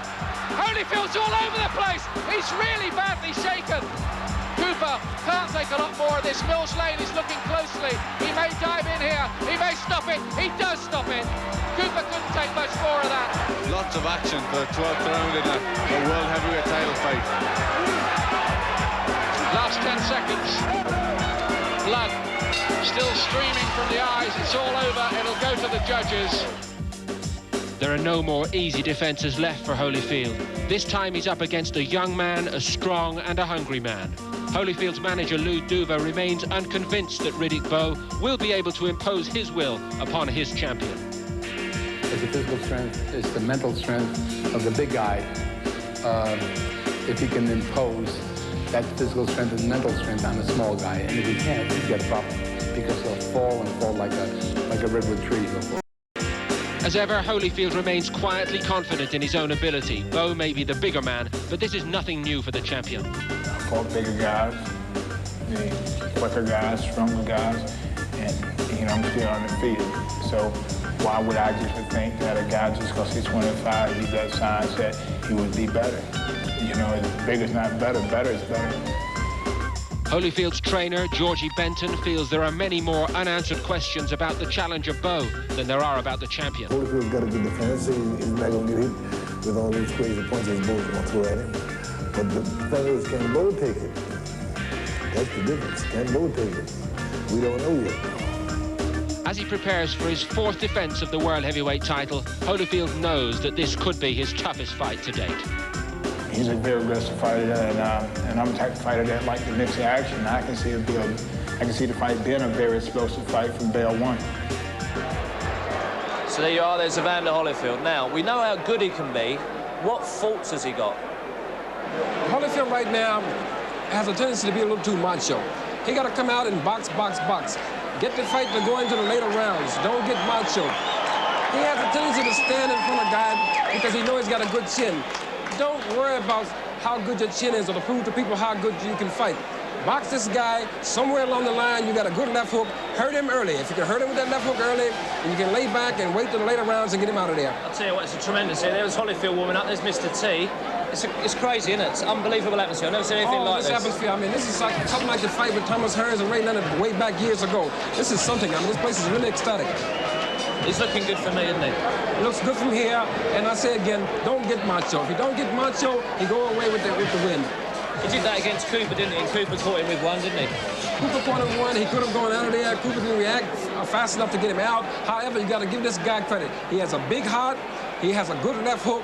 And as long as he got that good left hook and that big heart, he can win fights. But in this fight here, he must not get macho in the early rounds. He must try to take the fight into the later rounds. But I'm saying to you, he must hurt Bowe somewhere in the first, second, or third round with that big left hook, and then he can lay back and box the way he want to box. Just to get his respect, basically. He has to get that respect somewhere in the first few rounds. Right. I think there are pictures of Bowe around. I don't know if we can get into his dressing room at the moment. There he is. There's Eddie Futz. It'd be nice to see his face, just to see how worried he is. You can tell a lot from a boxer's face, can't you? I know you can. I look in the eyes and I see a lot of things. But you know, he got an old pro there with him who may be able to settle him down.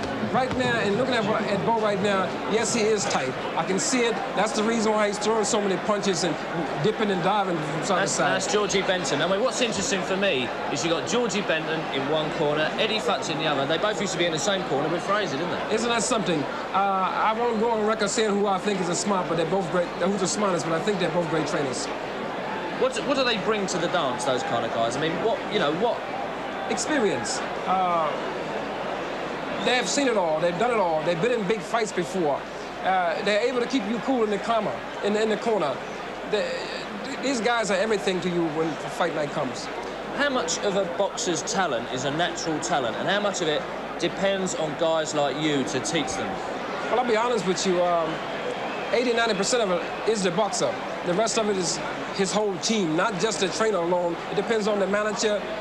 It depends on the guys who do road work with him. So it's a combination of a lot of guys. 80% boxer, the 20% comes in for the rest of the team. Well, one person who has got a very interesting opinion on Evander Holyfield is the last man to beat him. It was in the 1984 Olympics. His name's Kevin Barry. He's from New Zealand. Just listen to what he has to say. Kevin Barry, you're not a familiar face in Great Britain, but you're a familiar name on the record of Evander Holyfield. Just tell us that you were the last guy to beat him. To meet him or beat him? Beat him. To beat him, yes. Well, on the record books, I am the last guy to beat Evander. Albeit by controversial circumstances, but I suppose I've got a special place in history, or Evander Holyfield's history anyway. That was in the 84 Olympics in the semi-finals, is that right? Semi-finals, yes. And he was disqualified for hitting you after the bell? Yes, 8 seconds remaining in round 2, and the referee said break. And I stepped back with my left hand down and copped with my right hand down and copped a ferocious left hook. I was doing a starfish impersonation on the ground for about 3 seconds. That was it, that's history. Now, you could have met as a pro, but you never decided to turn pro. You could have had a big payday if you both turned pro and met each other. It never happened. Well, I think what it came down to is I never had the right sort of management team behind me. I had a father who never had any foresight into what would have been quite a profitable financial exercise. But we went back from Los Angeles to New Zealand, and I never turned pro, and we just let it go. And of course, you know, Evander went on to much bigger and better things. Every time Evander fights, we see you around. You obviously follow the guy very closely. Just how good do you think he is? I think he's a great fighter. You know, I'm Evander Holyfield's biggest fan in the South Pacific, and like, I started coming to Evander's fights when he won the title at the Douglas fight, and I haven't missed one since then. And we've got together several times for dinner, and I've been around his house. I've attended church with him. I think he's a beautiful, beautiful man and a great fighter, very courageous fighter. How do you see this fight going with Bowe? Because it's really, some people are saying, a very legitimate contest for the first time, and it's a very big man he's in the ring with. Right, he is in the ring with a big man, but he has been in the ring with big men before. Personally, you know, I think it'll come down to a matter of heart. I don't think it'll be a short fight. A lot of people think that Bowe will be dangerous from rounds 1 till 4. But Evander Holyfield's a very clever fighter. Like, when you're 210 pound and only 6'1" and you're the heavyweight champion of the world, you've got to be smart. And he is. He's a very clever fighter. He's got a good team behind him. They look at the opponents very thoroughly. His fight tactics and strategies, they'll be well equipped to beat Riddick Bowe. Well, we'll see if you're right on the night. I hope I am. There you go. There's the two of them. Bowe on the left, Holyfield on the right. Just have a look at Bowe, Pepe. What do you think? I see Holyfield being the loosest guy. I mean, you see the way his punches are coming off so snappy. He's the loosest guy. You know what a lot of people got to bear in mind is the Holyfield, after his 12th fight, fought a 15-round fight. I was looking at his record today. He's the guy who has the most fights that's gone into the distance. Bowe fought on a regular basis, but he fought 1-rounders, 2-rounders, 3-rounders. So that comes into play if the fight gets deep. Bowe, to me, looks a little bit tense. He is a little bit tight. I can see it now. Holyfield's the loose of the guy. I see his punches coming off a little bit cleaner. And that's where to be all night long if he goes in there and not get macho with this guy and take it to fight into the later rounds. Well, these are unprecedented pitches you're seeing here. You very, very rarely see pitches like this. There's only a matter of minutes to go. It looks like Holyfield had been doing a lot of work on slipping punches, so I can see right now he plans to do a lot of slipping in terms of trying to slip Bowe's jab. But he cannot stay on the outside of that jab. If he does, he has problems. Yeah. Interesting to see. I'll tell you what, I can't get over the atmosphere. This is absolutely 19,023 people in here. It's absolutely brilliant. This is something here. I mean, Frank Maloney just told me he went downstairs. He said it's a madhouse down there. Everyone's here, everyone you can think of. You've been to an awful lot of fights in your time. Does this match anything? I mean, what's the most dramatic sort of situation you've been in? This takes me back to the Thomas Herr and Ray Leonard fight in 1981. About the same kind of... About the same way. The people react in the same way. I think there's a fight going on in the crowd, actually. You got to have a little extra spice to the night. They're probably so disappointed with the undercard. They thought they'd have a little bit themselves. I just hope Arnold Schwarzenegger's not involved. I mean, you don't need that. We've had a few instances like that in London, really. It's sad to see things like it. It's sad to see, but we have a tendency to get a few beers under our belts, and that's what causes these things. It can start over the most stupid things. One guy says, I think my guy's going to win. The other guy says, no, I think my guy's going to win. It's ridiculous. Well, the great part about that is we have a lot of ushers always on hand, so they're able to break in real fast and stop the action. So that's the good part about it. But I think it adds to the spice of the boxing anyway. Right. Now, one thing that's always interesting to look at is the betting on a big fight. Now, let's just have a little look at this. Evander Holyfield, 7-4 on Holyfield. Riddick Bowe, 6-5. You look at the odds of Holyfield to knock Bowe out. All the way down the line, 50-50, 40-40, 33s. To win on points, 5-2. Riddick Bowe to win on points, 3-1. I've not actually asked you when, Pepe, you actually think it's going to finish. If Bowe does what he's supposed to do, I'm going to go with both guys. If Riddick Bowe does what he's supposed to do, come out from the first round, jump on Holyfield, and give him no respect, he can have the thing over in 4 or 5 rounds. If Holyfield, on the other hand, comes out and box like he's supposed to do, take the fight into about the 8th or 9th round, I see Holyfield stopping him in 8 or 9. Well, I've gone for that. Lennox has gone for that. Glenn's gone for that. Ian Dart's gone for that. We've been awfully boring, aren't we? No, I don't know. What will he be thinking about? He looks very, very thoughtful. I don't know what the hold-up is. It's quite embarrassing. There you go. Because it prophesies. Now, Lennox has told me that he's not madly religious, but he likes to spend a little bit of time and just get himself. I don't leave my dressing room unless I say a prayer before I leave. And I'm not the most religious guy in the world, but I have my own beliefs, and this has been working for us for years. I've been saying a prayer for years. I'm not going to stop now. Just listen to what they're doing. That you give the power that is within Bowe, the replication of your strength and your power, that it might be in his hands and his eyes and his feet, that he might move the strength and the power that you've given him. That's right. And we claim the victory right now. That's right. Not because of us, but because of you and the power that is in him. That's right. It's the prayer we pray. Amen. Amen. I've never seen anything like that. They were saying a prayer, they were saying the power within is the power that can take you there. Exactly. Now, why has he got so much grease over his face? I very rarely see that. He wants them gloves to be able to slip off his hand in the event that he do get hit. Now, most likely the referee will make him take some of that off. That's quite a bit. But no, I would grease my guy down. You know, the last fight he was in, he got cut. So I would try to put as much Vaseline as I possibly could across his eyes and around the eye area. That's why he's got all that Vaseline there. And he'd do it early so it will soak in. So if he do get hit for a hard shot, it'll graze off the side of his head. I mean, that cut you're talking about, Lennox actually mentioned it earlier. He said it could be a key. That was the Larry Holmes fight. That could be a factor in the fight. Hopefully the cut won't open up. If he's been about his work, if he's been working on slipping punches, he shouldn't get hit with that punch. One thing that I think could be a key is Bowe's chin, because I remember Biggs rocking him, and Frank actually pointed out, I think it was Tubbs, I think he said it was, that actually hit Bowe, and he wobbled a little bit.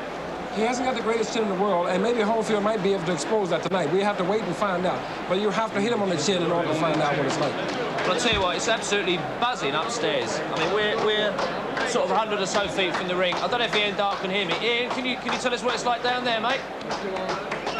Atmosphere down here, actually, Gary. Evander Holyfield backstage. They put the dressing gown on, and the fighters will make their entrance into this arena, which is now an absolute cauldron at any moment. Just looking around me, there is not a spare seat to be had in the house. I must say, I thought Riddick Bowe looked a little bit tense and pensive, and he does there, I think, too. Riddick Bowe, the man who lost to Lennox Lewis in the Olympic super heavyweight final of 1988. He says Evander Holyfield is one of the finest human beings in the world, but that doesn't mean that I'm not going to knock him out tonight. This is his night, unbeaten in 31 contests, and he's won 24 of them inside the first round. He can punch all right, Riddick Bowe, but there are questions about him. Somebody once said about him that he's a big baby. He's got a big mouth, he's lazy, no chin, no chance.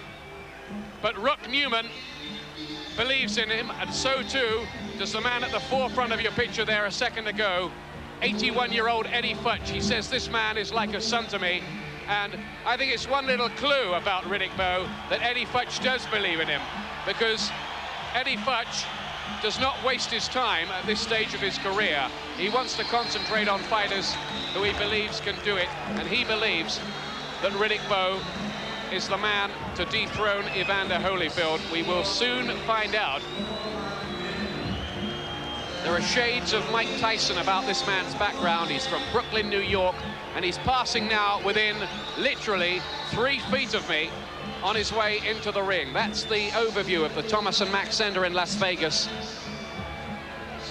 Eddie Futch is there. Hedgeman Lewis, who once fought John H. Tracy for the world welterweight title, will be in the corner as well, along with cutman Ralph Citro. This is Riddick Big Daddy Bowe, the challenger for the title. And Rock Newman there, his manager, the former radio DJ. How does he look to you, Glenn McCrory?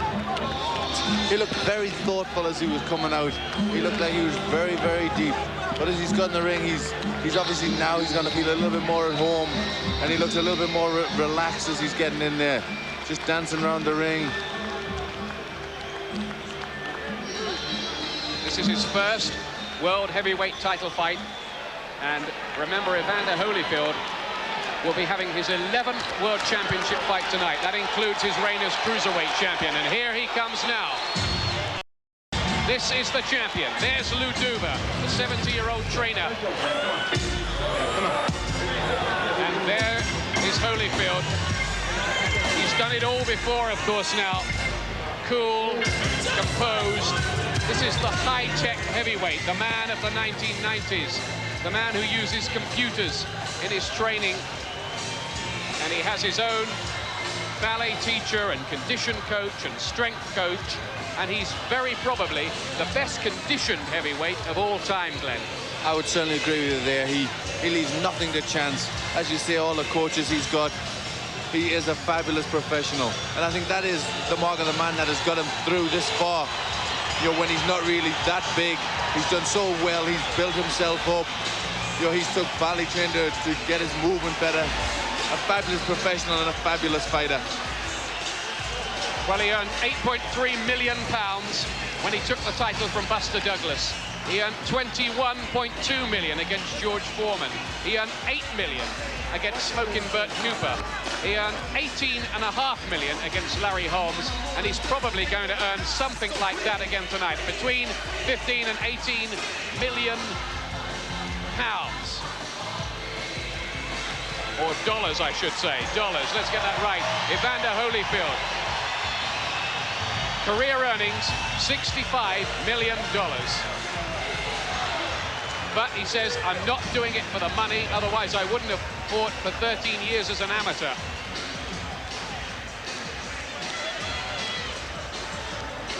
He looks mentally in control, doesn't he? He looks very good. He looks very confident, very relaxed.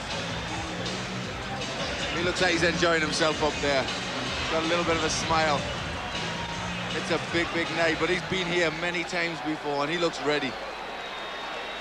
This is the tale of the tape. Holyfield, who's 5 years older. Bowe, though, is the taller man, will have a reach advantage as well. And look at the weight differential, 30 pounds over 2 stone. Holyfield coming in at his lightest in 10 fights and 4.5 years. That's his a little punch profile of their 3-fight average. That's one of those computer graphics that they give you, or like to give you in the United States. Jabs per round. Holyfield throwing rather less than Bowe, and Bowe landing more as well. And he's got quite a good left jab, Riddick Bowe, with some power behind it as well. There have been criticisms that he is a shade on the one-dimensional side, that he lacks gears. Tony Tubbs he fought, and Tubbs was on the downslide, and a lot of people thought Tubbs took the decision. Bowe got it. But he's had some good wins, all right, Riddick Bowe. He's beaten Pinkland Thomas and Bert Cooper in 2 rounds. That was a good win. Very good win. Biggs in 8. Bruce Seldon in 1. Pierre Kurtzer last time out in 7. And here's the ring announcements from Michael Buffer. And Spencer Productions, in association with the undisputed king of beer, Budweiser, present the main event of the evening. This bout is sanctioned by the Nevada State Athletic Commission. Chairman, Dr. Elias Ghanem. Commissioners, Nat Karasali, Bruce Lane, Luther Mack, and Dr. James Nave. Chief Inspector, Mark Ratner. Ringside Supervisors, representing the IBF, Walter Stone. The WBA, Manuel Landero. The WBC, Jeffrey Gildenhorn. Physicians in attendance, Dr. Flip Homansky and Dr. Al Capana, along with Dr. James Wishgame. Timekeeper, Jane Broadfoot. Counting for the knockdown seconds, Mike Lasella. The scoring for this bout will be done on a 10-point must system, and the 3 judges assigned to ringside are Chuck Jampa, Jerry Roth, and Dalby Shirley. And when the bell rings, the man in charge of the fight, working for the 52nd time in a world title match, referee Joe Cortez. And now, ladies and gentlemen, from Las Vegas, Nevada, by way of the Mirage, let's get ready to rumble! 12 rounds of boxing for the undisputed heavyweight championship of the world. Introducing first, fighting out of the red corner, wearing white trunks with red trim, and weighing in at 235 pounds. This 1988 U.S. Olympian and silver medalist has a perfect professional record of 31-0. His two-handed punching power has earned him 27 KOs. He stands on the threshold of greatness. Ladies and gentlemen, from Brooklyn, New York, the #1 heavyweight challenger in the world, Riddick Big Daddy Bowe!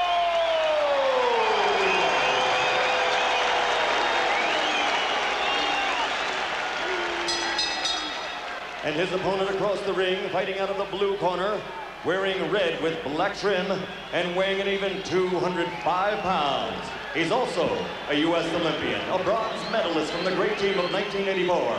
He was the first of that team to win a world title as a professional. His record now stands at 28-0, scoring 22 knockouts and capturing 2 world championships. Tonight, he is appearing in his 11th world title bout, defending his heavyweight championship for the 4th time. Ladies and gentlemen, from Atlanta, Georgia, presenting the undisputed heavyweight champion of the world, Evander Real Deal Holyfield.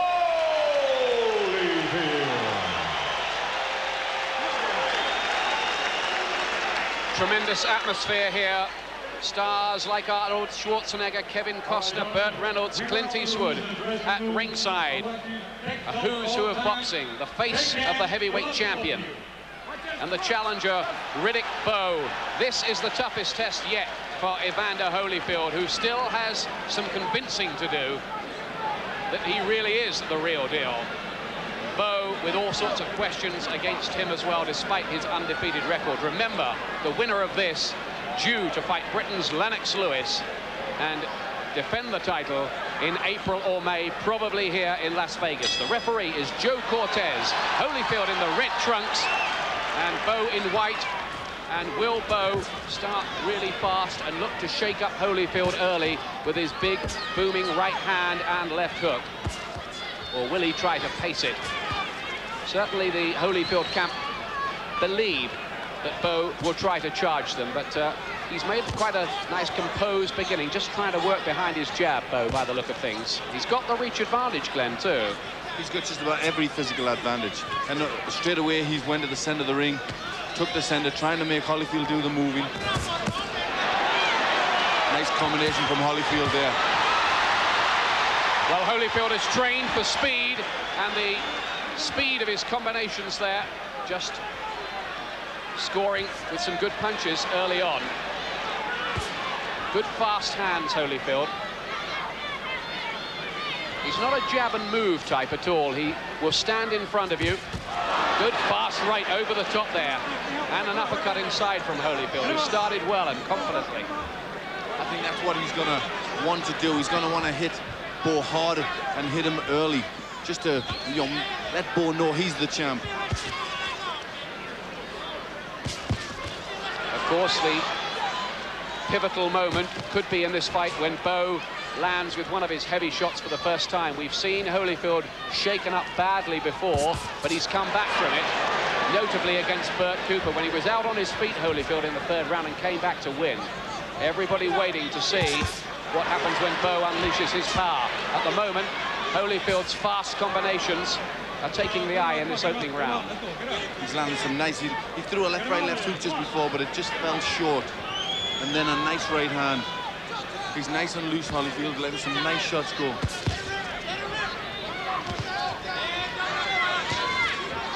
At 14 stone 9 pounds, the lightest world heavyweight champion since Muhammad Ali in the 60s. Bowe's getting his jab to work. He's finding the range with that all right. But Holyfield looks really sharp. He feels he has a point to prove to those who say he's been fighting has-beens and never was.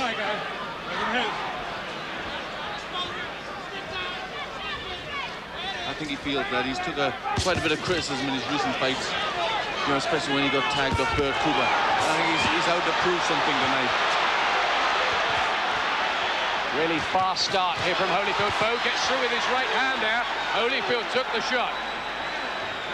The right hand of Bowe found its target, and Holyfield is quite prepared to trade. Last few seconds of this opening round, and what a good opening round it's been. And Holyfield has to give ground as Bowe rams in a jab at the end of the round. Welcome back live to the Center in Las Vegas, the World Heavyweight Championship. Evander Holyfield, good, sharp, fast start in the opening round in the red trunks against challenger Riddick Bowe from New York. But Bowe was landing well with his jab in that opening round. Well, I think that's his best weapon that he's got to certainly use in the beginning of the round. Already Holyfield's landing with some good shots. A nice right hand went in there. Bowe's really got to get that left hand out to try and stop Holyfield from getting set. Great right uppercut inside from Holyfield, and that was a shot that caused an awful lot of damage when he fought Smokin' Bert Cooper. Referee Joe Cortez tries to go in. Bowe gets him with the right hand, and he shook Holyfield then. But look at Holyfield show his fighting heart. He wants to trade, and he wants to go to war with Bowe. Now, you wonder how wise those tactics might be against a man who outweighs him by 2 stone and is noted as the better puncher. There was certainly a very good right in that exchange from Bowe, but Holyfield is nothing if not a real competitor. Oh, he shows a great fighting heart, and that all started there from Bowe hitting on the break. Holyfield started to complain to the ref, and then lots of action broke loose. Joe Cortez, the referee, just couldn't dive in between them. He just couldn't get there. He didn't have the authority to break it up, when really he should have there. Right uppercuts inside from both of them.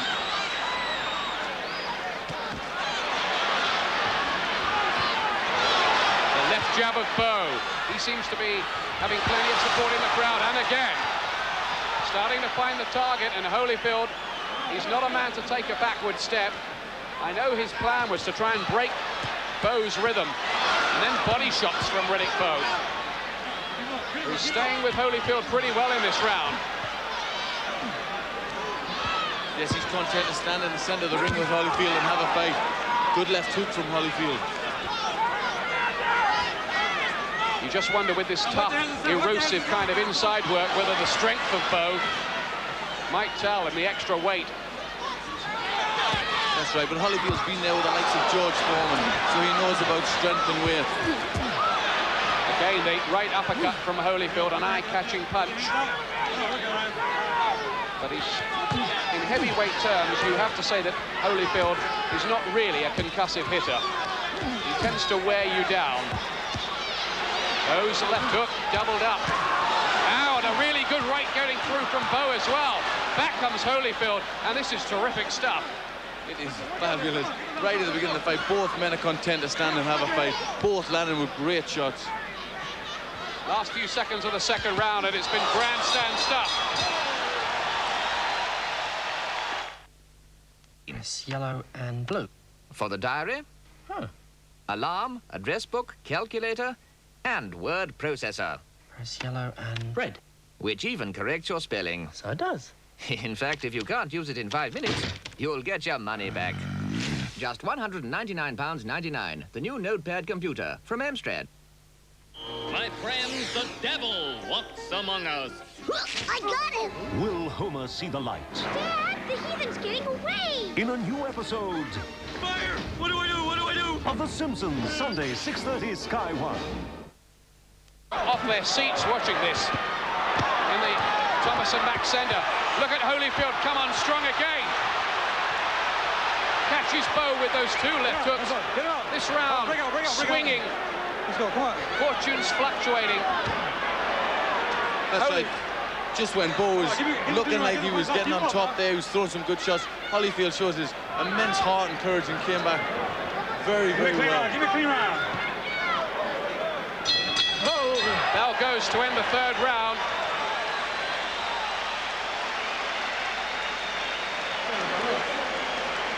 There is Evander Holyfield and Lou Duva and George Benton and Ace Murata. Go to the dead weight inside. Don't load up. In that corner, very experienced team. Using that iron on the right eye, there's a hint of a swelling there. Holyfield was cut, remember, against Larry Holmes in his last defense. Come on, then, you just got to suck it up. And this is a tremendous exchange, Glenn. Yes, there's been many like this already in the fight. It is a very even fight. Holyfield starting well in the first round. I give the second round even. I give that round to Bowe. He started that round very well, although Holyfield fought back tremendously right there at the end. Well, there's my unofficial reading of it. I've got Bowe 2 rounds to 1 ahead after 3 rounds. As Glenn said, tough rounds to score, but I thought Bowe had the best of that 3rd round, certainly.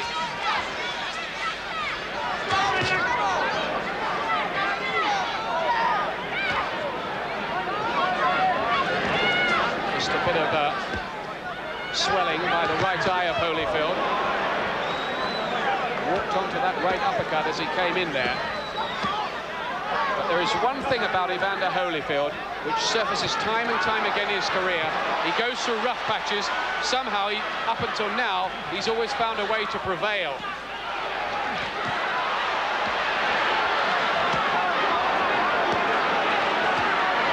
Some wicked-looking body shots from Bowe. He's working very well, Bowe, landing with good shots inside. Something you feel has got to give here. The 2 of them trading there. Hold the head, hold the head, hold the head, let's go. This is boiling up into one of the best World Heavyweight Championship fights we've seen in recent years.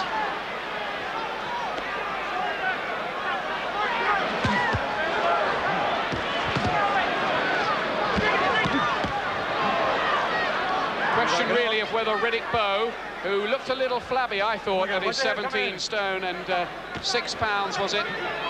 We got it, come on.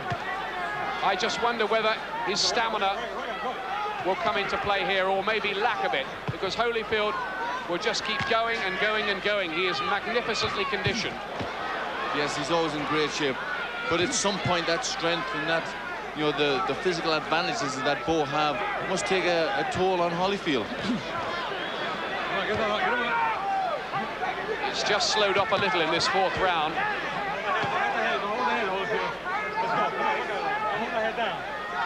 I think both of them felt the need for a breather, but Bowe didn't then, did he, with that right? Back comes Holyfield with his. He's got superb hand speed, Holyfield. Get the hands up. Get him out, let's go. Don't be holding, don't be holding. Better get the hands up the neck, get the hands up the neck. Don't be holding the head, come on. Certainly, Holyfield's corner felt that the time he would take over would be from rounds 5 to 8. This is the 4th. Tremendous pace.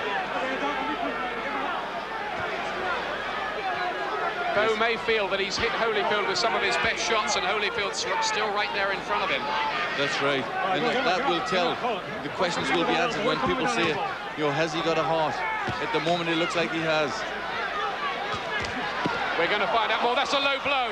That looked like a low blow from Bowe at the end of the round. And Holyfield will have time to recover anyway. That's 3 goddamn tons of it. How many goddamn... That's our unofficial reading of things at ringside, but of course it's the 3 judges that matter. 5th round coming up. Champion Evander Holyfield in the red trunks, Riddick Bowe in the white. And this has been a good one so far. Holyfield's 4th defense.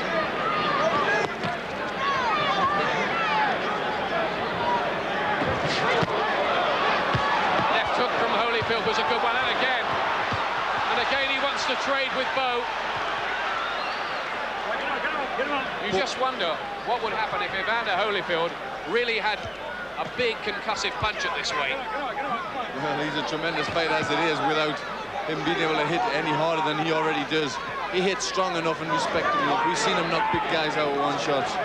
But at this point, we see both men landing with tremendous shots. And they're both prepared. They'll both take shots, and they're both prepared to stand there and have a war. Bring it clean, bring it clean. You look like this up, guys. Let's go. Holyfield has seen all this before in his 6 fights as a world cruiserweight champion, 4 at heavyweight.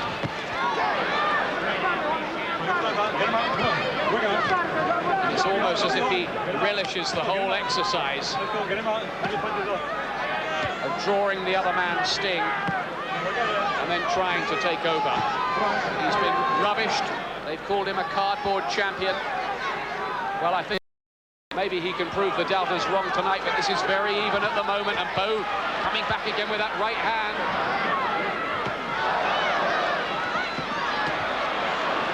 Holyfield making him miss that time and punishing him with combinations. Holyfield's round this one so far. Good right uppercut as well.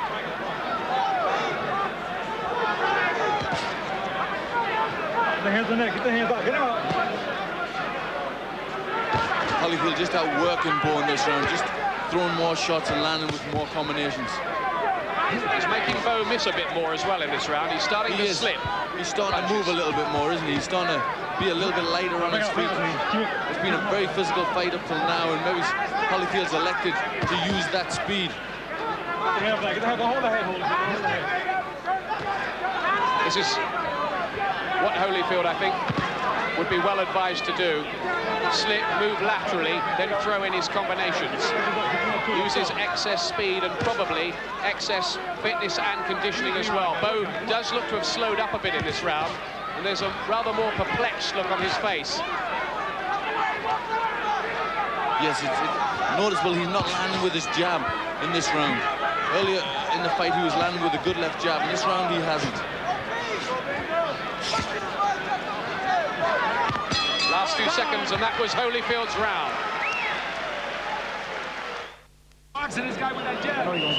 Both corners working with the iron. Left eye of Bowe, right eye of Holyfield. We have the fight dead level here. 1 or 2 of our American colleagues think Bowe is leading it by a couple of rounds. Glenn McCrory sitting alongside me has it even 2. This is the 6th. In that last round, there were signs of Holyfield just taking over. Now, can he build on that in this 6th round?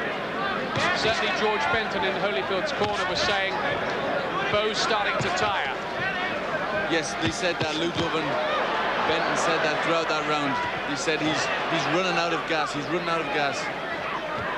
Well, is he? We'll find out.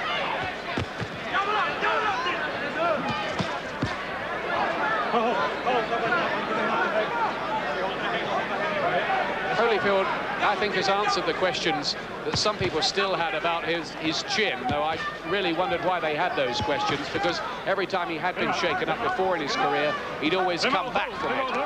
But he's taken Riddick Bowe's shots here, and he's still right in there. This is the 6th. Give me a clean round, guys. Give me a clean round, guys. All right, pick up.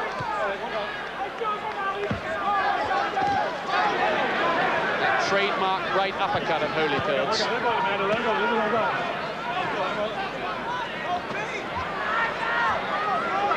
I think that sort of fight suits Bowe more. I think Holyfield had good success when he moved about, you know, used his speed, attacked Bowe with angles in the last round.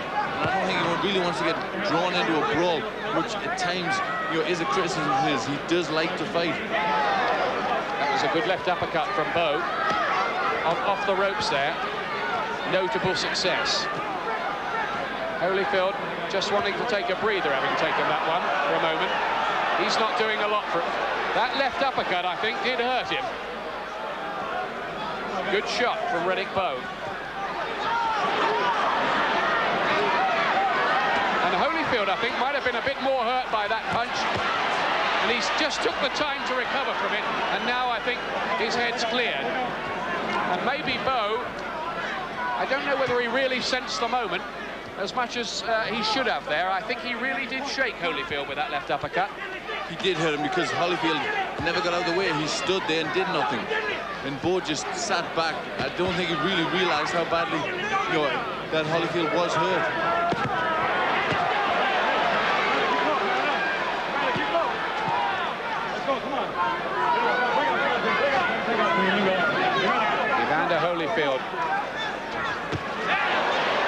Has to take the right over the top from Bowe this time.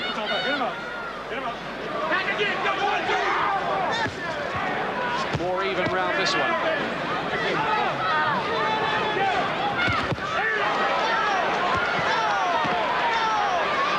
Bowe got it with another good body shot and may have done just about enough to nick that round, I think.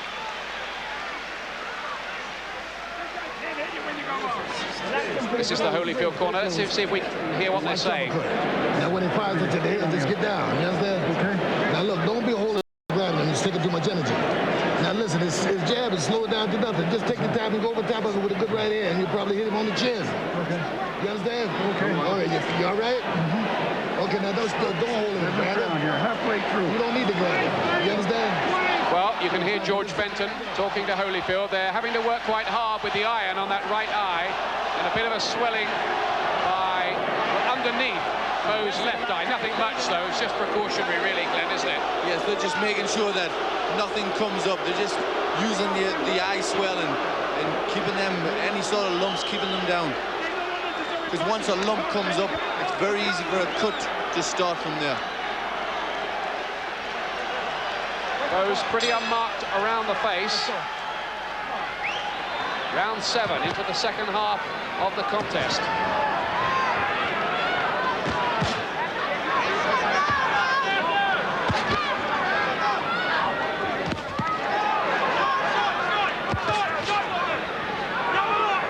Well, it was from this point in the fight that we pretty much expected Holyfield to start coming into his own and starting to get on top.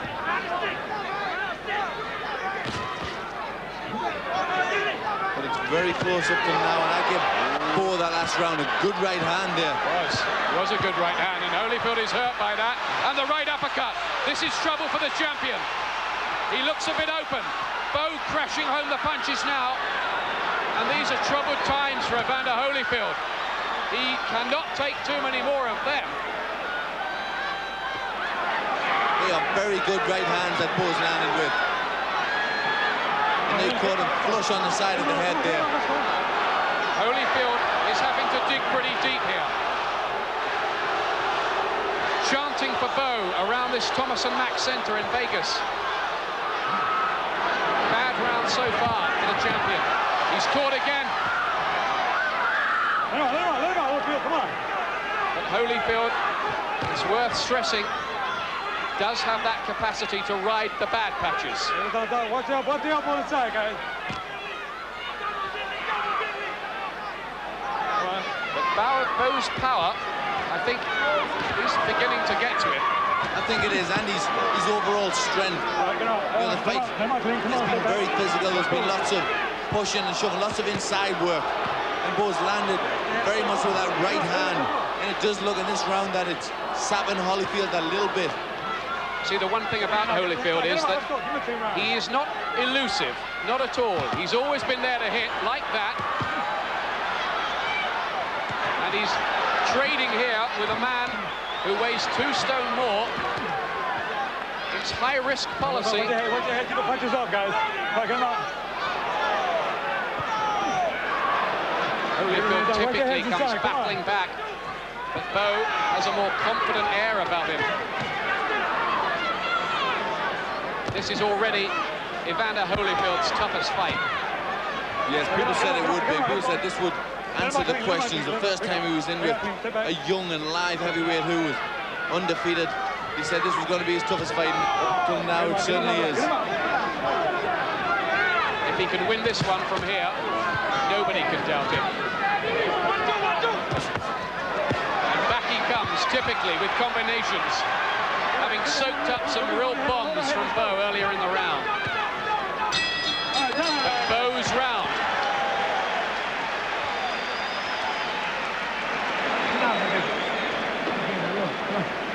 All right, he's flipping now. Come on up, come on. Ace Murata there with the iron on the right eye of Evander Holyfield. They might be getting a bit worried, I think, in that corner. Well, I think they've got to be. It's a very hard fight. Holyfield, in a couple of rounds, has looked as if he's been hurt quite badly. It's a tough fight. They're working very hard, and they're trying to pump him up. and come back with 2-3 left hooks. You understand? Because the guy slowed down. Well, if they hoped that Riddick Bowe was a quitter, I'm afraid those hopes have gone out the window. There's Bowe with that overhand right, which has worked very well for him most of the night. It has, and he's landed with it. Holyfield does take shots. He landed there with a very good right uppercut. Again, the work inside. Bowe getting the better of it. It's noticeable when the bombs go in, Bowe seem to have the most effect. Let's go. All right, let's go. There we are. I have Riddick Bowe now a couple of points ahead in this fight, and Holyfield has some work to do if he isn't going to slip to his first defeat, lose the title. Of course, things might get complicated if Bowe does win as far as Lennox Lewis is concerned, but more about that later. Now, can Holyfield get back into things after a bad couple of rounds, particularly that last one? Yes, he really needs a big round because it looks like Bowe's starting to get confident. He's getting warned for hitting on the break there with the right uppercut.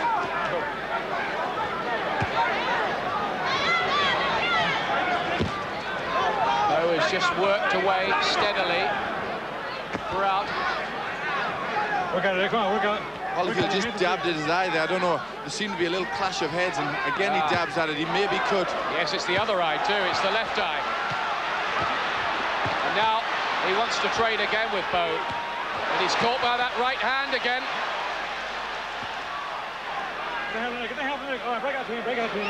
There is damage now by both eyes of Holyfield. Something just by the side of the right, and we'll have a look at that cut by the left eye. He's dabbing away at it again. I don't know whether it was a punch or a clash of heads. Probably a clash of heads, I think. Yes, it looked to me to be a clash of heads. He just come very close with the heads when Holyfield shortly afterwards dabbed his eye. Come on, work out. Your hands are free. Let's go, work out, work out. Come on, your hands are free, guys. Let him out. Come on, your hands are free. Come on, work out. One of the questions in here now is, does Riddick Bowe last? No signs at all of him slowing up or running out of gas so far. Get the hell back, get the hell back. Hold on.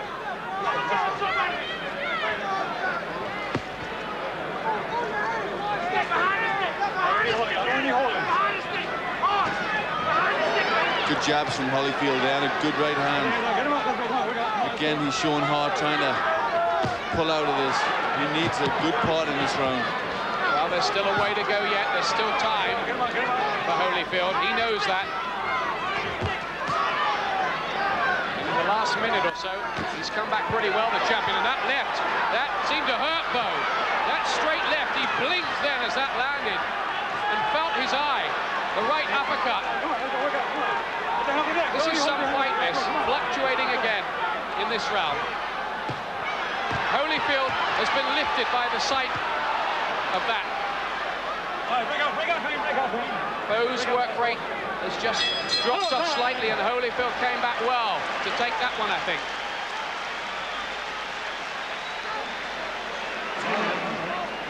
Listen,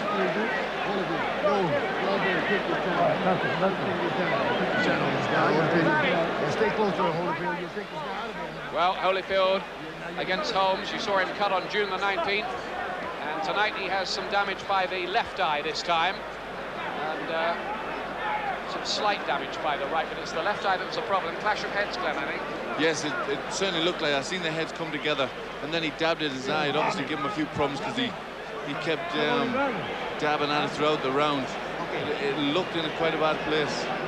There also seemed to be working on Bowe's right eye. Okay. Give me a rest, give me a rest. Yeah, I think Bowe's corner feel he might have been thumbed here by Holyfield. This is there. Yes, it certainly looked like that from the replay. Thumb of the glove, which is an old pro's trick, and that was what caused Bowe so many problems.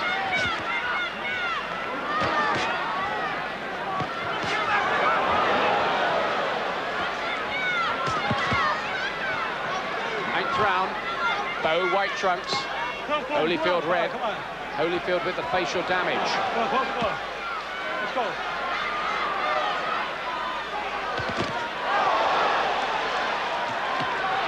Bowe's right hand gets to work again.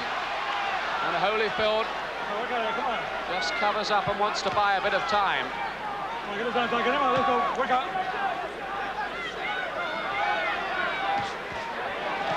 Good jabs from Holyfield there.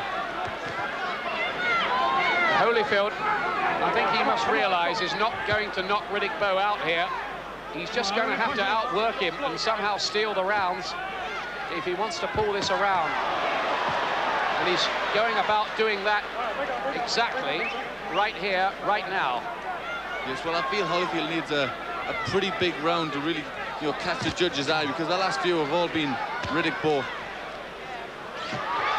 Holyfield just looking a bit disorganised as he's caught by another one.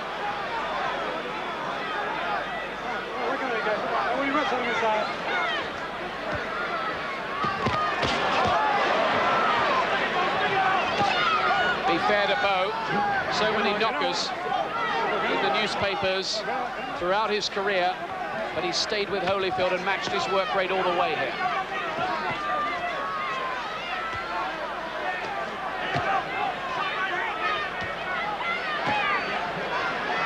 But there are still 3.5 tough rounds left there. Yes, it has been up to this point a great fight. Every round has been full of excitement. Every round has been very close. Both men landing with great shots.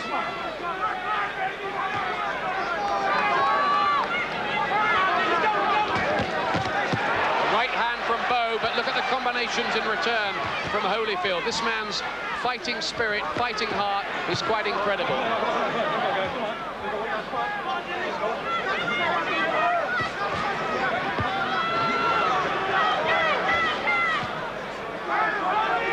Holyfield's used the jab more this round, and it's been successful. A couple of times he's landed that double jab, and it's landed flush. I think he's trying to measure him up for a right hand behind the jab.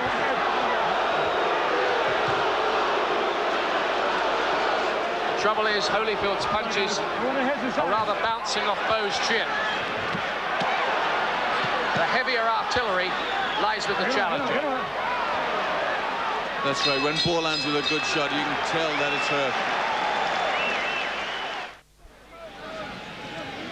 9th round action in this World Heavyweight Championship fight.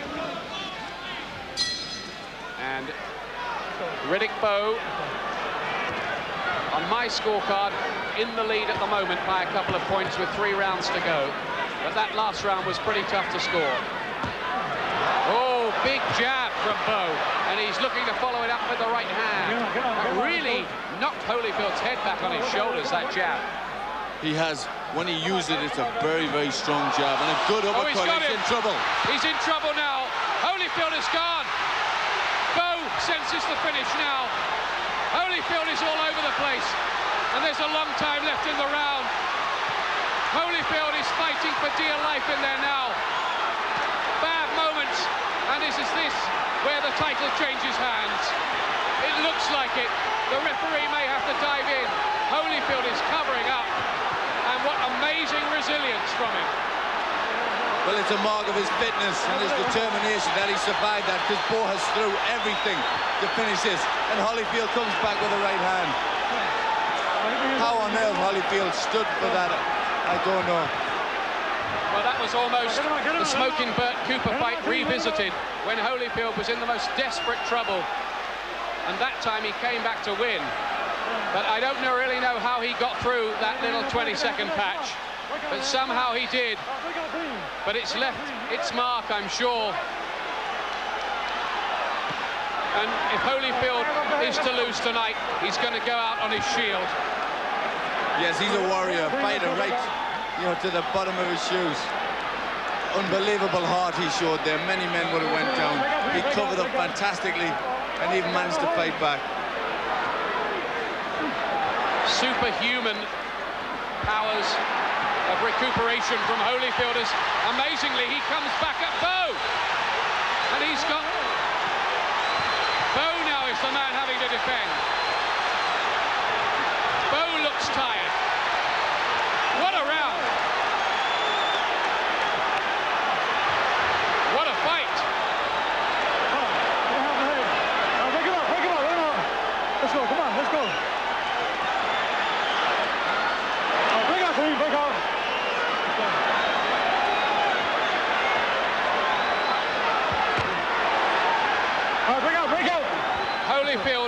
come back from the very edges of defeat to somehow boss the last minute or so of this round.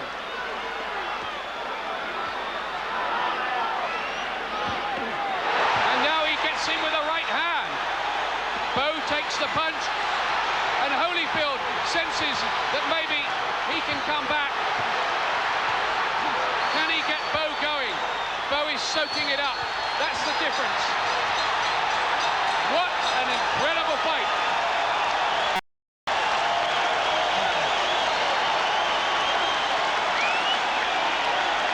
Well, Bowe, that must be a dispiriting experience for him, because he must have felt he had it in his pocket, and yet Holyfield still came back at him.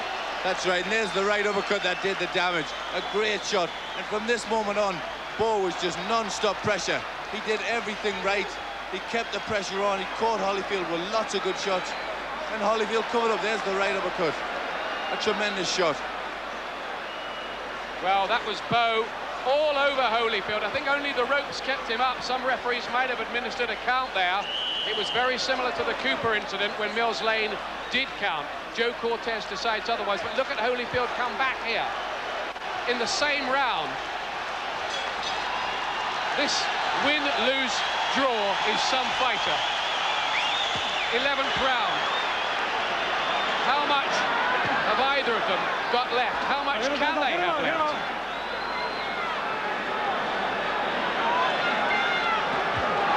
Holyfield goes for broke.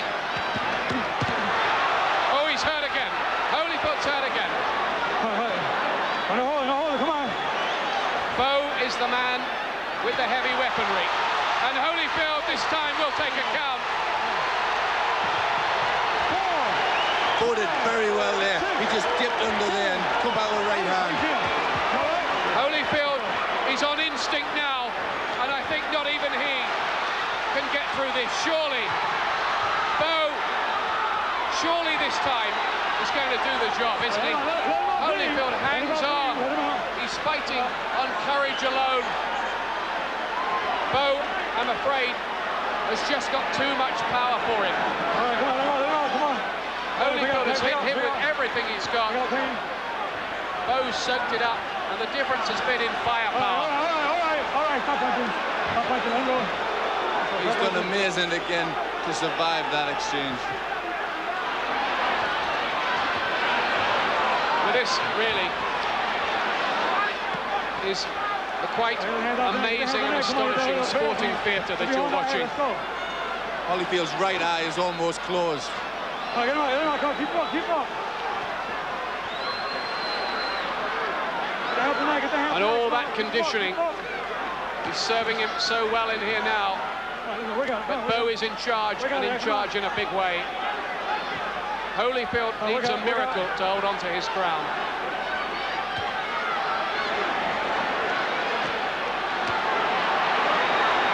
Bowe now confidently just setting him up behind the jab and waiting to unleash the right hand, but it's Holyfield who does it. This weight differential is too much for the champion.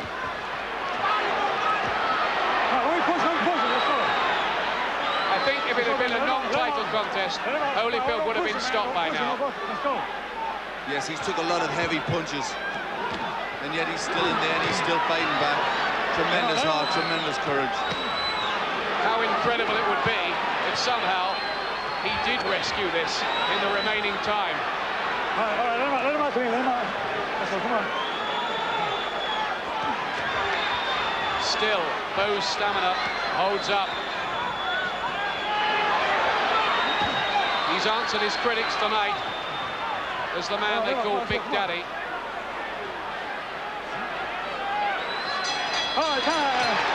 Bowe's round.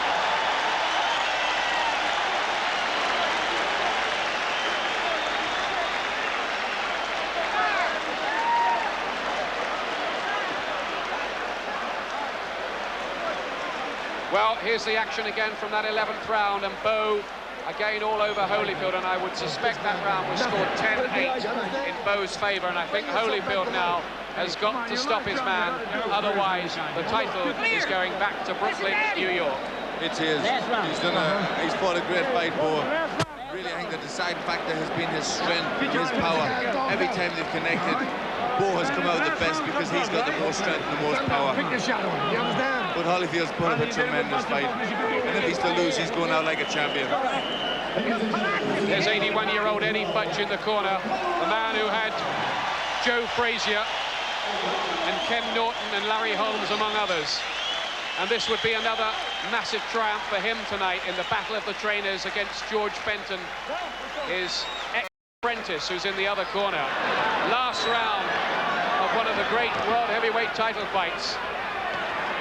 I'll talk about this one for a long time. Holyfield, I reckon, and I'm sure everyone else around here reckons too, needs the knockout if he's going to rescue this now. He's done astonishingly well to still be in there. Yes, he's had a couple of very bad rounds and Bowe's in a definite lead, I would say. But Holyfield is just the champion and has just the equipment. If anybody can pull it out, he can.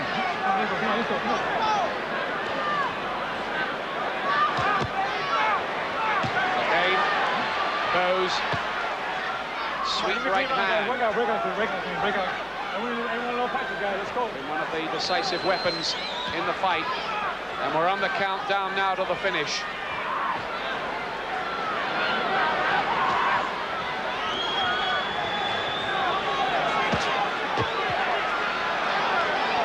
Riddick Bowe, the man who makes videos and campaigns in New York against drugs and helps the kids out there. Is he the next heavyweight champion of the world as the second century of the Glove Championship gets underway? It looks like it.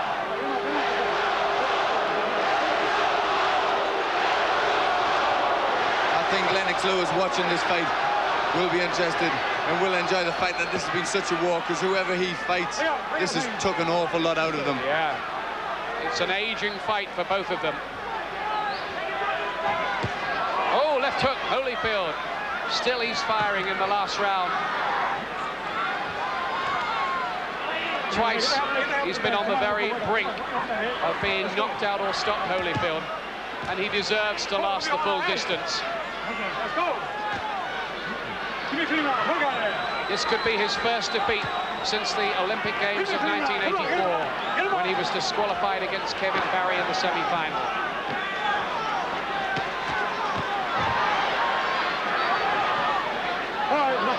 Bowe, I'm sure, feels that he just needs now to carry on with this and get through the round to become heavyweight champion.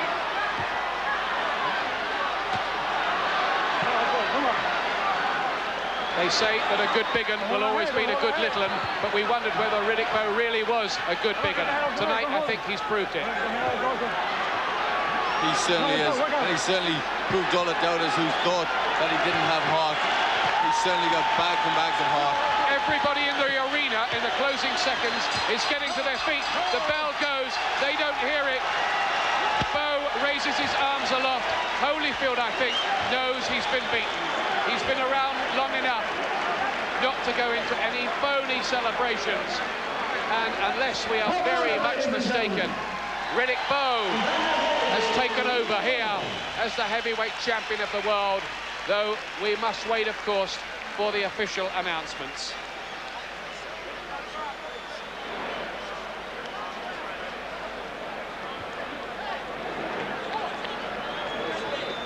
Well, what a performance that was from Evander Holyfield. Oh, he showed so much courage, so much heart in that fight. He really proved himself a great champion. He's badly damaged on both eyes. Both eyes look like they're about to close. But he showed tremendous heart. How on earth, in a couple of rounds, he managed to survive when he looked all but knocked out. Tremendous. It just shows how much his conditioning is. And now we have a bit of a brawl going on involving Rock Newman, who was involved in an angry exchange before the start. There's the action from this last round again. I make Riddick Bowe a big points winner here. My scorecard has it 117 to 111 for Riddick Bowe. How about you, Glenn? I have Riddick Bowe written by 3 rounds. Thank God. Scorecard still being collated.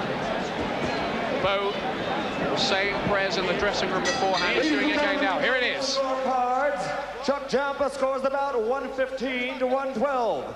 Jerry Roth scores at 117 to 110. And Dalby Shirley, 117 to 110 for the winner by unanimous decision and new heavyweight champion of the world, Riddick Big Daddy Bowe! 25-year-old Riddick Bowe is the unanimous points winner, as he surely had to be. There was no room for dispute about that, and those margins, well, I think the judge who scored it by only 3 points was being very generous to Holyfield. I think the other two had it about right, 117 to 110, which was very loosely in alliance with my own scorecard and Glenn McCrory's. But what a triumph for Riddick Bowe. And don't forget Evander Holyfield. What courage, what resilience he showed to come back. These two guys like each other. There has been no horrid animosity in the build-up to it. They've got the utmost respect for one another. The question now, of course, is will Riddick Bowe fight Lennox Lewis as the WBC will order him to, or will he go off as threatened and fight George Foreman in China for a lot of money and get stripped of the WBC version? In which case Lewis would be declared WBC heavyweight champion, while Bowe would be the WBA and IBF champion. It's complicated, isn't it? But for Riddick Bowe, the man who wants to become a television presenter, a great night. From the same harsh, rough environment as Mike Tyson, though he never fell into those kind of ways. Bowe's family are in the ring there with him. He's married, he's got 3 children. He works for civil rights. One newspaper called him the heavyweight from hell, not of his harsh upbringing in the tough streets of Brooklyn. And it was his mother who kept him on the straight and narrow during those years. And now he's the heavyweight champion of the world. Mum Dorothy in there. Great triumph too for his manager Rock, when so many others, big names on the fight scene, didn't. They thought he was a quitter after he lost to Lennox Lewis, but I hope he goes ahead now and fights Lewis, because that's the rematch of the Olympic final of 1988. It's all over for Evander Holyfield. Beaten for the first time in 29 contests and in an 8-year professional career. But how that man went out on his shield, you have nothing but respect for him. Bowe wears the belt. That's Rock Newman on the right there with the beard. The former radio disc jockey, Rock Newman. And we're going to, I think, have a word with the champion, the new champion, in a moment as Holyfield is ushered away. So, let's get some reflections on all of that from Gary Norman up there on the balcony. Yeah, I've got Frank with me. Frank, I mean, you can't say it was a tremendous fight, but for you now, it's a very difficult political situation. It was a great fight. I think the key factor was Riddick Bowe's strength, his size, and... Hang on, I think they've got the interview downstairs with the new champion. See if we can find him.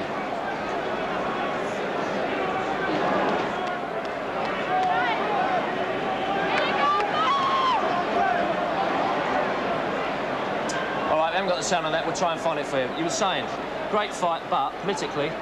Politically, it could end up being a disaster for us. Rock Newman has said before the fight, if he wins, he would try and avoid us. So now, let's say, we go into war with the management to try and get this fight on. A couple of key moments in this fight. One of them was the knockdown in round 11. Let's have a look at that. Basically, Bowe just too big a hitter. Just too big and too strong. Holyfield, as Pepe Carrera said before, just tried to be too macho. He boxed a perfect first round, and then he threw it all out the window and went to try and trade with a man what 30 pounds heavier than him. And now he came back in round 10, I'll never know. I mean, the man's resilience is unquestionable, but too strong. Being too brave sometimes can lose your fights. There was no brain power in here tonight. It was a complete macho show by Holyfield. Pepe, give him a lot of credit. He said that would be the key. If he stood there and started training with him, he got hit by the bigger guy. That's exactly what he did. But what would Lennox do differently? Because that is going to happen. Well, I think we saw tonight that whatever you want to think about Riddick Bowe, he definitely can't punch. He had a guy that was 30 pounds lighter than him in the ring, and he hit him with every shot in the textbook. And I don't think Holyfield, well, he went down once, but it wasn't from a clean shot that he went down. So I don't think we've got any worries about Lennox Lewis. And I think Lennox Lewis will just completely outbox him and just completely outpunch him. What do you see Evander doing now? Really, he should pack up now, shouldn't he? I do believe that Evander's got the possibility of a rematch in the contract after the next fight. I think this is round 10, I think. I mean, the man's heart is unquestionable. He took a few shots early on in the fight and kept coming, but how you ever came back from this, I don't know. It reminded me of the Cooper fight. I just don't know how the man could take shots like that. Either one thing, he's got a great heart, which is, or he's too good, too brave for his own good, or Riddick Bowe just can't really punch. We'll find out when Riddick Bowe meets a heavyweight as big as him and as fit as him. Why is it difficult to get this on? Who is being objectionable about it? Where does the difficulty lie? Well, we have a signed agreement with Rock Newman that the winner of this fight would meet Lennox Lewis. Rock Newman has already denied signing the agreement and has said that they'll fight George Foreman in China, and that's where all the trouble starts. But, you know, for the sake of boxing and what will be a great fight, Lennox Lewis and Riddick Bowe, let's hope we can get it on in April. Let's have another look at some of the stuff in round 10. I mean, I was impressed with Holyfield all the way from the start, but it's just he just wasn't strong enough. He's just too small for this class of fighting. I mean, what a game guy, though. What a try. I mean, the one thing he did do, he went out like a true champion. He went out fighting, but he just didn't have the size to match Bowe, and that was the key factor in this, the size. Yeah. Well, I don't know what you're going to do about it. What happens now? There's a press conference after this. Do you have to sit down with Rock and... I would imagine we go straight into negotiations sometime tonight, let's hope. I believe Rock Newman's got a contract with the Duvers as well, so Duvers have some options on him, so we'll start working there on it.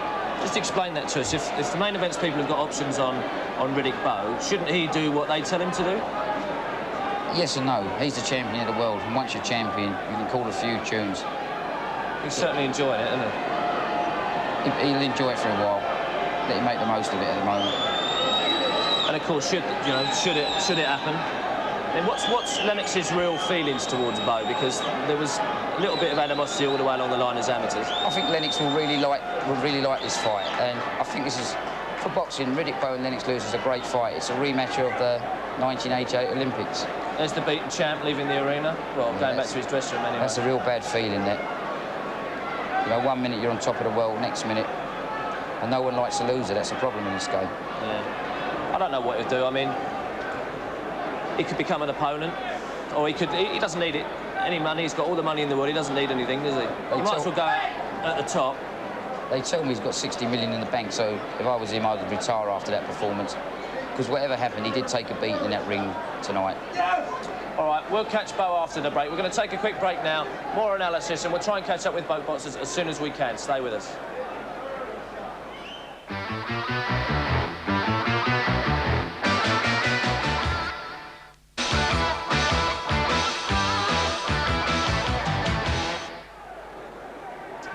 Welcome back to the Thomas & Mack Centre. It was an unbelievable fight, a brilliant fight, no question in that. I think there's an interview with Riddick Bowe that we can listen to now.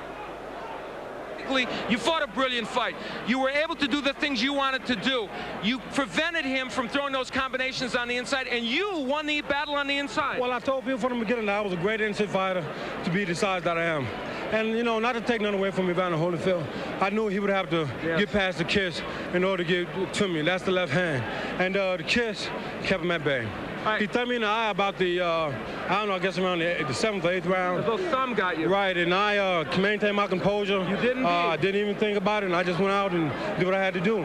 And let me quickly get Eddie Futch, another champion. You played a huge role with Riddick Bowe. You said all along this young man was not a front runner. He would respond when there was pressure. I knew he would, and I'm glad that the fight went the way it did to show the many naysayers that Riddick Bowe has everything it takes to be a great champion. Well, in a way, it was almost better for Riddick, although he deserved some punishment, than winning early by a knockout. Right, you bet. Okay. These are the two most beautiful women in the world. Well, there you go. My mother, Dorothy, and my wife, Judy. They are obviously happy, and as you said, some troubling moments when you were young, but all that is forgotten now because you've given her a big reward. All you experts, don't never life, as long as I'm fighting, don't go against me.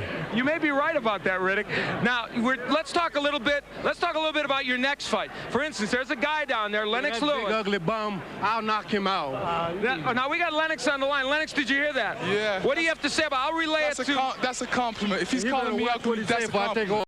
Hang out on him the next time. All right. Bring it on, man. He says bring it on, Riddick. I owe him. Will he be next or will Are we gonna call you Chicken Bowe? Why wait? Let's go down, Lennox. Come on, you big. Are we gonna call you Chicken Bowe or what? All right. Yeah. Who will be next? We will choose who we will fight next. We will go to the negotiation table with Lennox Lewis. I want to give Lennox a guaranteed shot at Big Daddy here. So he would be your preferred choice. Big Daddy owes him. We will look to see what's the best deal for Riddick Bowe, but we'll take our time and decide that. Hello, Rock, we will not be dictated to by anyone. We struggled to get this far, and we're going to continue to do it our way. Yeah. Jelly Finkel, Butch Lewis, you bums, y'all fools. Y'all let me slip through. That's right. I'm the man. I'm the champ. You see what I got here? Well, Riddick Bowe and Rock Newman, very decisive. Very emotional Riddick Bowe, who said he will go to the contractual table with Lewis. Now, there's a lot of animosity between Lewis and Bowe. You'll see that in a minute, but first I think we've got Lennox Lewis with Ian Dark. Let's hear his reaction. He's right here at ringside with me now. First of all, Lennox, give us your assessment of that performance by Riddick Bowe. I think it was a good, solid performance. He did what he had to do to win. He kept composed, and he won the fight. He boxed a good fight. You can't take anything away from him. There was quite an altercation going on between you two. When he got out of the ring, very angry exchange by the look of it. What was going on there? Well, he said a couple things to me, and I said a couple things back. This is what you call hype for the next fight. I hope that he won't sidestep me. There it is, look, here it is. We just recorded that a few seconds ago. You two together. What sort of things was he saying? He was saying, he's, you know, I'm next, he ain't afraid of me, he ain't afraid of me. He was keep on saying he ain't afraid of me. Basically, I was listening to two people at one time. I seen absolute fear in his eyes. He wanted to get it on right there, but, you know, I do my fighting in the ring. I don't need to fight outside of the ring. He looked as if he wanted to have the fight with you there and then. He was warmed up, of course. What you call pre-fight hype. Of course, you've beaten him once already. How do you view this fight now? I mean, there's all sorts of politics going on as well. There's been talk he might fight Foreman. But do you feel in your heart of hearts that it's you and Bowe next in April? I hope it is. I hope he doesn't sidestep me, because Riddick Bowe is who I want. He's a champion, and that's who I want. I want to become the heavyweight champion of the world and bring it back to England. You've beaten him once before. It would be a very different fight, I think, between you and him than the one we saw there, where Holyfield had a macho kind of fight with him, didn't he? Holyfield's a different boxer to me. I'm different. I'm faster, I move, and I throw completely different punches. Definitely. I feel I'm going to knock Riddick Bowe out. Not worried at all about that big overhand right of Bowe's. He really made that work for him tonight, didn't he? He did. Like I said, he put in a solid performance. He did what he had to do, and he won. Sounds like it's a bit of a grudge match already, and we're only 10 minutes after the fight here. Well, I hope so. I hope he gets mad, and I hope he wants me badly, that he'll give me a shot and won't sidestep me and go over to China or some other place. You're pretty cool, as always, Lennox. I stay relaxed. Like I said, I do all my fighting in the ring. I don't need to fight outside the ring. The build-up's already started, Gary, for the next one. Say that again. Glenn's rushed up to join me. Very, very composed Lennox Lewis. Very composed, and so he should be. I think he'd be very confident. He's knocked Riddick Bowe out before. Obviously, Riddick Bowe's come on a lot since then. But I think he'd be very confident by the fact that that was an absolute war. I mean, that must have took an awful lot out of both men.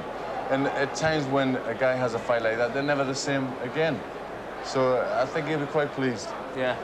Now, what did you make of Holyfield's resilience? Unbelievable resilience to come back like he did in those rounds, especially round 10. It was fabulous. I mean, we've seen that before. We've seen signs that we've seen against Bert Cooper. Everybody knows how good a trainer he is, how good a professional he is.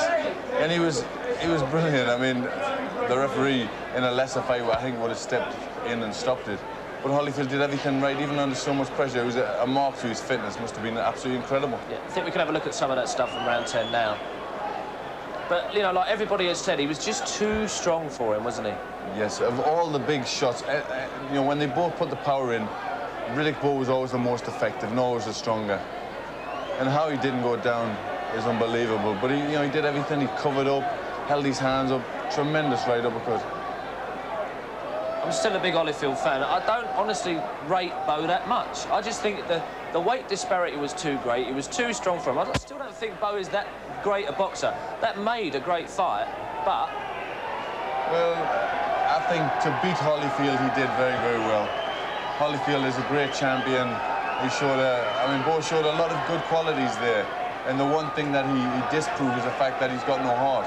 I mean, because at times when Holyfield fought back, many people would, you know, especially their first challenge for a title or their first title fight, many people would have said, you know, what do I have to do, what do I have to do, and quit, and he didn't.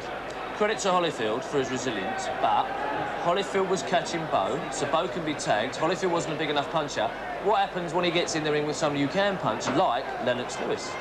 Well, it's obviously that is the fight now. It is going to be a tremendous fight. They fought before, and Lennox did the business on him, and I think that's always going to be in Bowe's mind. And I think, you know, we've seen that by the ringside, you know, display when he still hasn't gotten over it. It's still deeply on his mind that that Lennox knocked him out, and I think right at the depth, I think it'll be a good fight, but I think Lennox will come through. Well, I can't wait to get home and watch a tape of that one. Enjoy it again. Let's have a look at some of the highlights from round 11. I mean, I've never seen Holyfield hit the deck before. He threw some fabulous shots, Bowe. If this is where I think he just ducks under there. I mean, what a great move. Right at the end of a fight as well. Holyfield's putting the pressure on him, slips underneath, sidesteps, and comes back with a couple of good shots. Tremendous fight, tremendous fight. What would you do if you were Holyfield and you had $60 million in the bank? Well, I think after a fight like that, I think he will quit. I think he'll retire. In fact, if he'd come through the fight and won, I wouldn't have been surprised if he'd retired, because he got hit with a lot of shots. He's had, you know, at the end of the day, he's done very well. He's been a fabulous champion, and he's proved he's going to rank among the great heavyweights, but he still hasn't got that physical size, and he's always going to struggle against them big men. He'll go down in history, but my one regret is this political situation. I really hope that it comes off, because there's too much politics in boxing. What we don't need now is for him to go and make $18 million somewhere else and Lennox to be crowned champion retrospectively. Well, I think, you know, that may happen, that may not happen, but the thing that will happen is, in the end of the day, if they do split up, the titles will soon come back together again, because that fight has to happen. Riddick Bowe, Lennox Lewis is a big fight, and it will happen. It'll be a shame, but, you know, maybe Bowe deserves an easier fight than Lennox, you know, to make a little bit of money out of the heavyweight title, because, you know, obviously he and his camp feel that is going to be a tough fight. Do you think there's any chance that he could take another fight before that, or do you think he'll just, that's it, have a good rest and just wait till April, May, see what happens? I think he may well take another fight. I mean, they're already talking about a Foreman fight. I think he'll want to get some money in the bank. He'll want to, you know, to make it pay just in case he loses against Lennox, and, you know, that's the end of the story. Yeah. So I think, yeah, I'd be looking for him to take another fight. All right. Well, it was a cracker of a fight. Unbelievable. I've never seen anything quite like. What does it bring to mind to you? What does it compare with? It was, I mean, the one I thought about was the Thriller in Manila. Yeah. I mean, it doesn't rhyme with the Thriller in Vegas, but it was a thriller, and sitting ringside was tremendous. What an experience. One of these days I might get down there myself. Who knows? I'm not that good a commentator, though. Listen, you've seen it all on this channel tonight. You've had one of the best heavyweight title fights in the world. Don't forget Sky Sports, the premier football channel as well, and we've got some football to remind you of. Don't forget, Sunday, 2 o'clock, Super Sunday, the FA Cup first round, Reading against Birmingham City, exclusively live on, you've guessed it, Sky Sports. Then Monday night, 7 p.m, the Monday Night Football, Stoke City against Port Vale, exclusively live on Sky Sports. And Monday Night Football Extra on a Wednesday, 7 o'clock again, the World Cup qualifier, England against Turkey, exclusively live on Sky Sports. Well, you've seen one of the best heavyweight title fights you'll ever see. You're going to see some great football action to come. What more can you say? That's all from the Thomas & Mack Centre. Thanks for watching it with us. From Glenn, Ian, everybody, Frank, Pepe, Thanks for staying with us. See you soon.